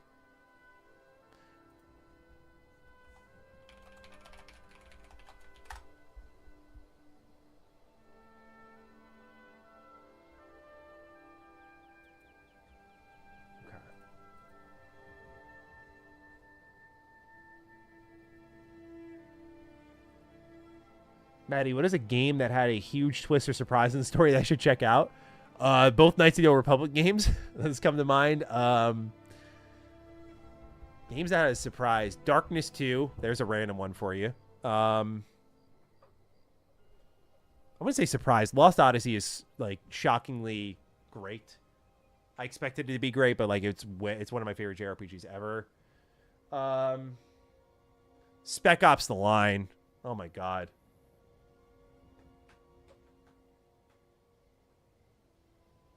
Yeah, go with any one of those. Those are my suggestions. BioShock Infinite, of course. Yeah, any BioShock game. What game do you have the most hours in? It's so tough because a lot of the games that I have the most hours in are ones that have spanned generations, like Mass Effect or KOTOR, where I've like replayed them on so many systems. Like, I would play a full Mass Effect playthrough on 360 multiple times, and then, like, all of the entries in that series multiple times, and then I do it on the PS3, and then, like, Legendary Edition came out, and I did all of that once, and now I want to do that again right now. I'm really missing it. KOTOR is a perfect example of this, too. But if I'm, like, looking at just, like, hours I have on hand, I think Smite 1. Like, I have almost 1,000 hours in that. I played a shit ton of Smite. Shit ton. And that's not including, like, my PC, where I played a lot of the beta. So, easily 1,000 plus in Smite, I'd imagine. Probably my most played. MOBAs, dude, crazy. Like, I have multiple hundreds of hours in League of Legends, and I started League of Legends very late. So, yeah, just really good times there. All right. Let's get this Matty Slop underway, ladies and gentlemen. Let's talk to the Steam Machine, shall we? All right. Ladies and gentlemen, we continue our hunt for the Steam Machine, and I'm pleased to say that it's possible your search for the Steam Machine may soon be expiring, right? As we know, AI foolishly did its thing. Valve decided to dare to enter that console living room market at the absolute worst time. Not because it's their fault. It's Sam Altman's fault and others' fault. That said, though, we've waited a long time for our Steam Machine. We were supposed to get it the first quarter of 2026. Last we heard about the Steam Machine, its release window, it felt very possible that it could have got pushed to, say, 2027, which would have sucked, but you would have understood it. But this is obviously putting some plans for Valve on hold. They've launched the Steam controller detached from the Steam Machine. I got my pre-order in. I felt very lucky to get my pre-order in. I'm excited for my Steam controller. But they detached that launch there, so they did those separately. They didn't feel they needed to align those two. But when it comes to the Steam Machine, it's like, are you aligning that with Half-Life 3, which is heavy on the rumor mill? Well, let's talk a little bit about what's going on here. A lot of this information is courtesy to the homie Jimmy Champagne. He runs an amazing Steam-focused channel called Deck Ready. He focuses on the Steam Deck. He focuses on the Steam Machine, Steam Controller, and he has easily, in my opinion, the best updates on the internet when it comes to anything Steam-related. So if you're looking for a man to subscribe to who's got a great heart, great content, great speaker, really good vibe, please subscribe to Deck Ready. I love Jimmy, and honestly, dude, like, I owe him on a personal level because when we started Retro Rebound, he just taught me so much about content creation and just how to do it. I thought I knew how to do it, but he's just really good at what he does. So I will have his channel linked down below. Please check him out for more Steam updates alongside what we do here. Now, with that said, he writes that Valve has officially put out shipments for the Steam machines. We'll get to Sadly It's Bradley in a little bit here, but he said he discovered that Valve is receiving shipments of game consoles here in the US, and last time it was just a few weeks before the release. So this is hopefully the same. And we can see here in this image, which I will now resize my screen. Emmett, please feel free to do your video editing magic here.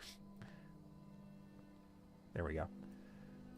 So as we can see here, cargo description, game console. Like it's coming in. It's starting to come in pretty hot. So it looks like Steam Machine might be on the way. And if Valve is receiving it, then is it going to be in a warehouse to then ship out to customers maybe by summer? That could be really cool. Obviously, again, the big question mark here is like, what is the price going to be? We don't have that answer right now.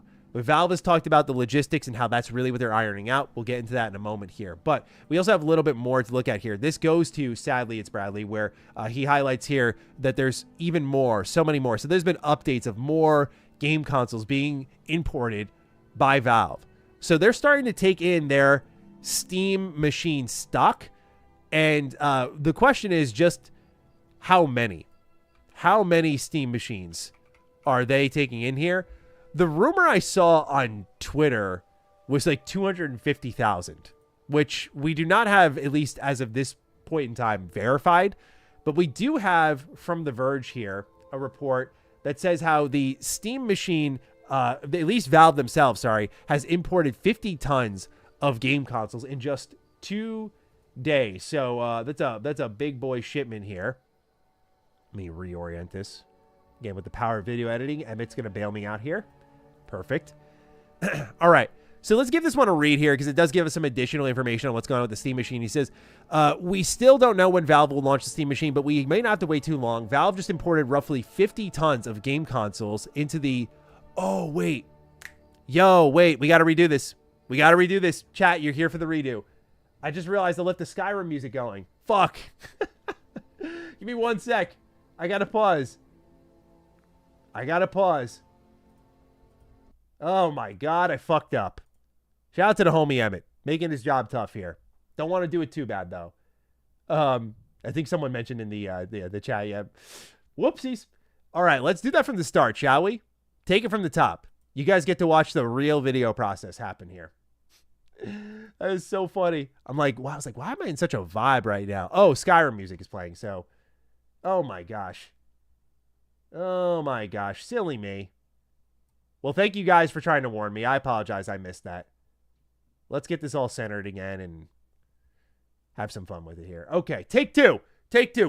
All right, let's do this. I just spit on my microphone. All right. Let's try it again. Y'all ready for slop round 2? Let's do this here. Pretend this is the original. This is take 1. All right. No funny business, chat. You're in the video. No funny business. This is totally take 1. All right, let's do this. Ladies and gentlemen, the hunt may soon be coming to a conclusion. The Steam machine we have long sought after, wondering if Sam Altman will allow Valve to release it at some type of reasonable price tag. That time may soon be upon us as the Steam machine is starting to see units shipped and imported by Valve. All of this information is courtesy of my homie, Jimmy Champagne of Deck Ready. He runs an incredible Steam-focused YouTube channel. So if you want all the updates on Steam Deck, Steam Deck 2, Steam Machine, Steam Controller, Steam Frame, anything related to Steam, he has been on top of it well before it was even a wave, might I add. Like, he dove on it when it was just Steam Deck 1, and we didn't know Valve was going to go this crazy. Now, of course, get subscribed to him. I'll have it linked down below because this is how I found all of this information, was through his Twitter account. You should also follow him because if you just want regular updates on Steam Deck before his videos, you can check this out here. Jimmy's a good friend of mine, so just a great guy to follow. But on top of that, a lot of us are wondering, hey, are we going to get our Steam machine this year? Based on the way Valve was moving with things, we were wondering, hey, you kind of want to synchronize this with Half-Life 3. It seems like this is finally the time, right? The wait is finally over. But as Half-Life fans continue to be cursed as hell, the wait continued on because of AI and Valve just trying to release hardware at what felt like the right time in our industry, but the worst time when it came to just buying pieces of hardware to make your own console. So let's get into the news a little bit here. Again, this is courtesy of Deck Ready, where he took a screenshot from Sadly It's Bradley saying that Valve has officially shipped units of the Steam machine. He said, just like he did with the Steam controller, Sadly It's Bradley discovered that Valve is receiving shipments of game consoles here in the US. Last time, it was just a few weeks before the release. And we know Valve is moving right now, right? We saw that the Steam controllers just dropped in our hands. Now, my thought process is, let's say, again, if it's going off the timetable that Jimmy gave us here, it's a few weeks away from release. I mean, that is possible, but why wouldn't they have just held the Steam controllers for that time period? Valve did say they didn't need to launch the two together, but it felt like if you could launch them together, why wouldn't you? But maybe they didn't want to crash their site. I mean, certainly as we'll get into stock and whatnot, that's possible. Anyway, just to kind of lay your eyes on the image here, let's go ahead and adjust all of this. You can see here the dates when they were bringing things in here was just as early as March, but they've been importing game consoles for a while. Now, things get a little bit more interesting when we go to Sadly at Bradley's Twitter account, and we see here even more game consoles have been imported here. Game console. You can see here the importer is Valve themselves. And the only thing that fits the game console criteria, you would have to imagine, is the Steam machine. Could the Steam frame fit that? Is that technically a game console? It's an accessory, no? I don't know. But I imagine, I'm hoping, this is the Steam machine. So Valve is importing a ton of these, and usually when you start that process, like Jimmy said, it's getting close to release. So at least they're readying that. I mean, they were, in fairness, producing Steam machines, to our understanding, for release in the first quarter of 2026. That was the original release window for this. It got delayed because of AI jacking the prices up and Valve waiting and seeing and learning and deciding what price they wanted to ship this all at. So maybe they have a good idea now, or maybe they're just importing all this and they're going to let it sit in a warehouse until they figure shit out. I don't know. But we'll get into sort of what Valve said in a little bit here on the Steam machine and where it kind of stands from a feature point of view versus logistics. So with that said, we have this article here that comes from The Verge, titled Valve just imported 50 tons of console games in 2 days here. I want to give it a little bit of a read for some additional information. They said, we still don't know when Valve will launch the Steam machine, but we may not have to wait too long. Valve just imported roughly 50 tons of game consoles in the United States in the 2-day period between May 1st and April 30th, according to import records viewed by The Verge. That's on top of the ton of shipments the Valve watcher Brad Lynch mentioned late last week. So this is on top of what we've already seen. And there's reason to believe these containers have the new Steam machine or Steam frame inside, not just an extra batch of Steam Deck handheld. The Steam Deck was also designated a Steam console for import purposes. While Valve's logistic partners had a dearth of shipments after Christmas 2025, they appear to be ramping back up with nearly 100 tons of product moving into the U.S. over the past 2 months. During that time, cargo ships with names like Everlogic or Evershine have brought 10 40-foot containers from China to Los Angeles and Tacoma, weighing at 127,228 kilograms or 140 U.S. tons in total. Each of these 40-foot containers can weigh over 3,700 kilograms when empty, so there's substantially less than 140 tons of actual product making it into the U.S. But even accounting for the containers, Valve's new shipments weigh a good bit different than the previous ones, suggesting they may have a new product on the inside. I love how deep this is all running. Like, we are so hungry for the Steam machine. This is the kind of direction we're going in. We are looking at measurements, dude. Measurements for containers versus measurements for the Steam machine. For a few years now, each of Valve's 40-foot containers to cross the ocean have held up to 42 packages for a total gross weight of around 14,500 kilograms or 32,000 pounds, import records show. That was true as recently as April 18th, around which time the Ever Sigma deposited a 14,322 kilogram 42 package shipment in Tacoma, Washington with Valve's partner Ingram Micro. Perhaps it still had Steam Decks inside rather than Steam machines. So this is a good question to ask because the Steam Deck has been out of stock for a while. Valve does talk about this a little bit, actually, in an article with IGN here. They asked, so tell me what's happening with the Steam Deck. I've noticed it's been out of stock for a good bit. Can we expect more stock on Steam Deck?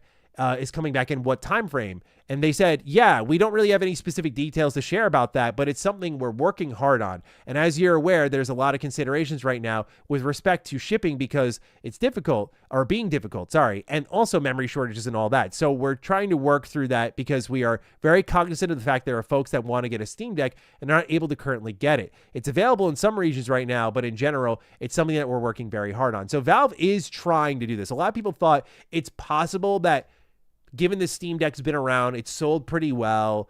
They're kind of working on Steam Deck 2 now. Steam Machine is up next.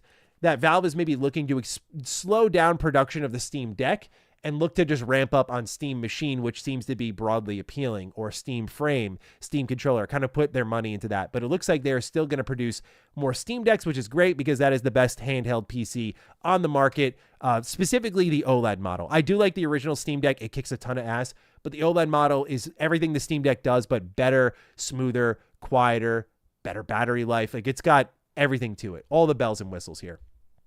Now, continuing on here, they say, but after a few days, the Evershine brought a notably lighter 12,608 kilogram or 27,800 pound container to Tacoma, again with 42 packages. Import records show Valve's partners didn't change to a lighter type of container. It's still the standard 40-foot model that weighs roughly 3,700 kilograms when empty. Valve has had at least 7 shipments like that since April 23rd with an average weight of 12,600 kilograms. Subtract the weight of the controllers and you wind up with the around 53,124 kilograms of product, packaging, pallets, and padding for the journey, or roughly 50 tons of game consoles. Again, this is how deep we're going. I think this is hilarious. Just 2 more paragraphs here.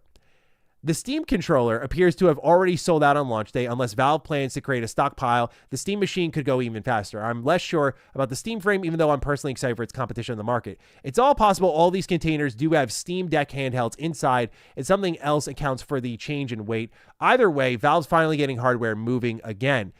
So my assumption is this is something new from Valve. Do they have such a demand for Steam machines? Steam Decks? Obviously accounting for the weight here of like the shipment containers themselves. Do they have such a demand for Steam Decks that they're going to load up a warehouse with them? It sounds like there's a lot here. I imagine this could be a mix of the two, but still, Valve is shipping a ton of them. And as far as we know, as we talked about in our last Steam Machine update, they are ready to go here. This update was from IGN here, where they're just waiting for the price to be right here. They say, well, the Steam Machine was supposedly coming out at the beginning of 2026, sorry. The AI-fueled RAM crisis cursed, I guess it did curse Valve, but it caused Valve to hit the brakes back in February. Even back then, Valve seemed to suggest the delay was entirely due to supply constraints, and well, that hasn't changed. In an interview with the upcoming Steam controller, Valve's Pierre-Louis Griffet, I believe is how you say it, told IGN that in terms of Steam Machine, yeah, it's really just about the logistics of getting it into the user's hands. So price, timing, that sort of thing. It does seem that then supply constraints are the only things holding the Steam Machine back from its release. From what Griffey told us, it seems like the mini gaming PC is feature complete. He said, if you've used the Steam Deck docked, the experience is pretty much there. It's that plus some more GPU horsepower, he said. Of course, there's a ton of polish and other feature work that we can do, but at the end of the day, the core experience is there. So what they're saying here is like, it's done, dude. It's done. Like, the vision is complete. They're obviously going to keep adding features. If the Steam Deck was anything to go by, they kept adding features and updates to that. They're still doing that again. Shout out to the homie, Jimmy Champagne, Deck Ready. He's got tons of updates on the Steam Deck for all of you to check out. But he always covers how, like, there's just a new update. Constant little updates on the back end. Sometimes big updates. So no doubt they're going to keep adding to the Steam Machine on a feature front. But what we see here again is that they have the core vision there. It's just about, can we ship this thing? Can we ship this thing for the right price? And the question remains now, what is the right price? And so the good news about the imports and what's happening here and the conversations that are being had is that at least the wait might finally be over. Time will tell, ladies and gentlemen, but that's right now the news on the Steam Machine is that lots of imports are happening. Last time this happened, Valve shipped something a couple weeks later. They just moved on the Steam controller. They are talking about the logistics and that just being in the way for the Steam Machine. Is it possible that Valve pulled off a miracle and is navigating what's happening with AI and they can get it to a competitive price? All that remains a little bit more unanswered, but time will tell. I'm eager to learn more, but it seems like finally the wait is going to end. And knowing how Valve handled like Steam Deck or Steam Controller and probably the Steam Machine, whenever we hear about this, the release won't be too far off. So again, eager to learn more. Time will tell though. Chat, I give it to you though. I'm very curious to hear what you think about Valve's Steam Machine and just how they're going to navigate this one, man. Because again, they really do have an uphill mountain to climb. And not only that, but they also just have to like ship all these units. How many do they ship? How much is there? Steam frame, Steam Deck, Steam Machine. Man, that's a lot. That's a lot. And shout out to everyone who's here for First Take. First Take, might I add.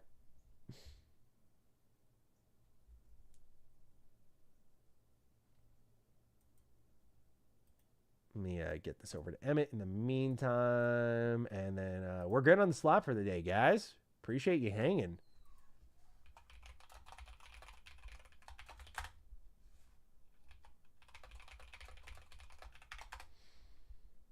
Okay. X out the news doc and everything. Let's get that Skyrim music rocking and rolling, bro. I got to treat my ears to something nice right now.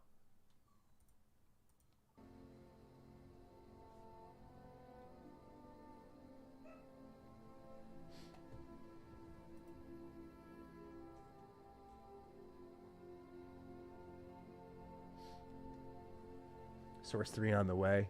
Great first take, Maddie. Thank you. No mistakes were made. I'm really good at this, by the way. I'm really, really good at this. So, thanks for supporting, man. I never fuck up. Never, ever, ever. Oh, I gotta lean back, bro. My back is killing me. Ugh.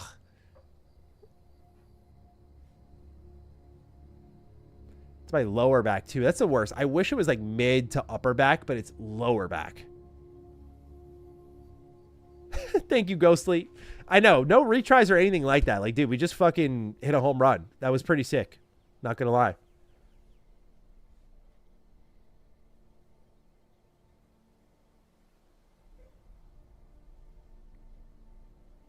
Palmer's Burner, thank you. He says, 3-hour stream. My goat is back. Thanks for all the content, Maddie. It's truly been a delight since I found your stuff. Thank you. I appreciate it. Very fun to be back. Yeah, man. Like I said, Tuesdays and Fridays are our stream days. So we're back on schedule. We're doing really well here. And just happy to have the audience. Happy to just be hanging out. We did pretty well today. A lot of people showed out. Had some fun, some good conversations. Just overall great support. So yeah, just very thankful. Very fun time.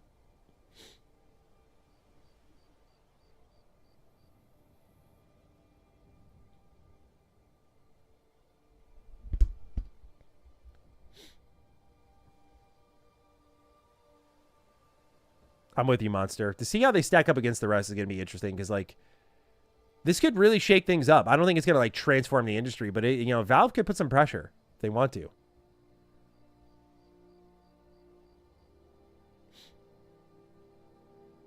By the way, chat, for our next stream, y'all are going to have to remind me in case I forget about the Skyrim music. It's very possible I do forget. Actually, you know what I could do? Can I bookmark this? Aha. Skyrim stream music. Okay. No, we're good. I think I will remember that. We need to cover Xbox's marketing of Stranger Than Heaven tomorrow. Probably not, Joshua. I'm just kind of watching from the sidelines on that one. I don't think I got much to throw out there for you on thoughts with that game anyway. It looks really good, but just like, you know, it's also not really adjacent to anything I cover. I will definitely review it, though. I will definitely review it.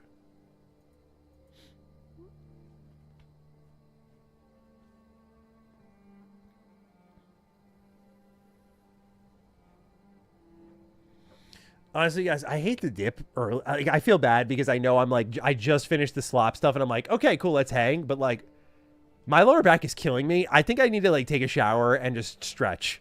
So I apologize. I feel really bad dipping like right after we finish recording. I hate to do the whole like, all right, we're done working, bye. But I do need to just like go stretch out because my fucking back is killing me right now.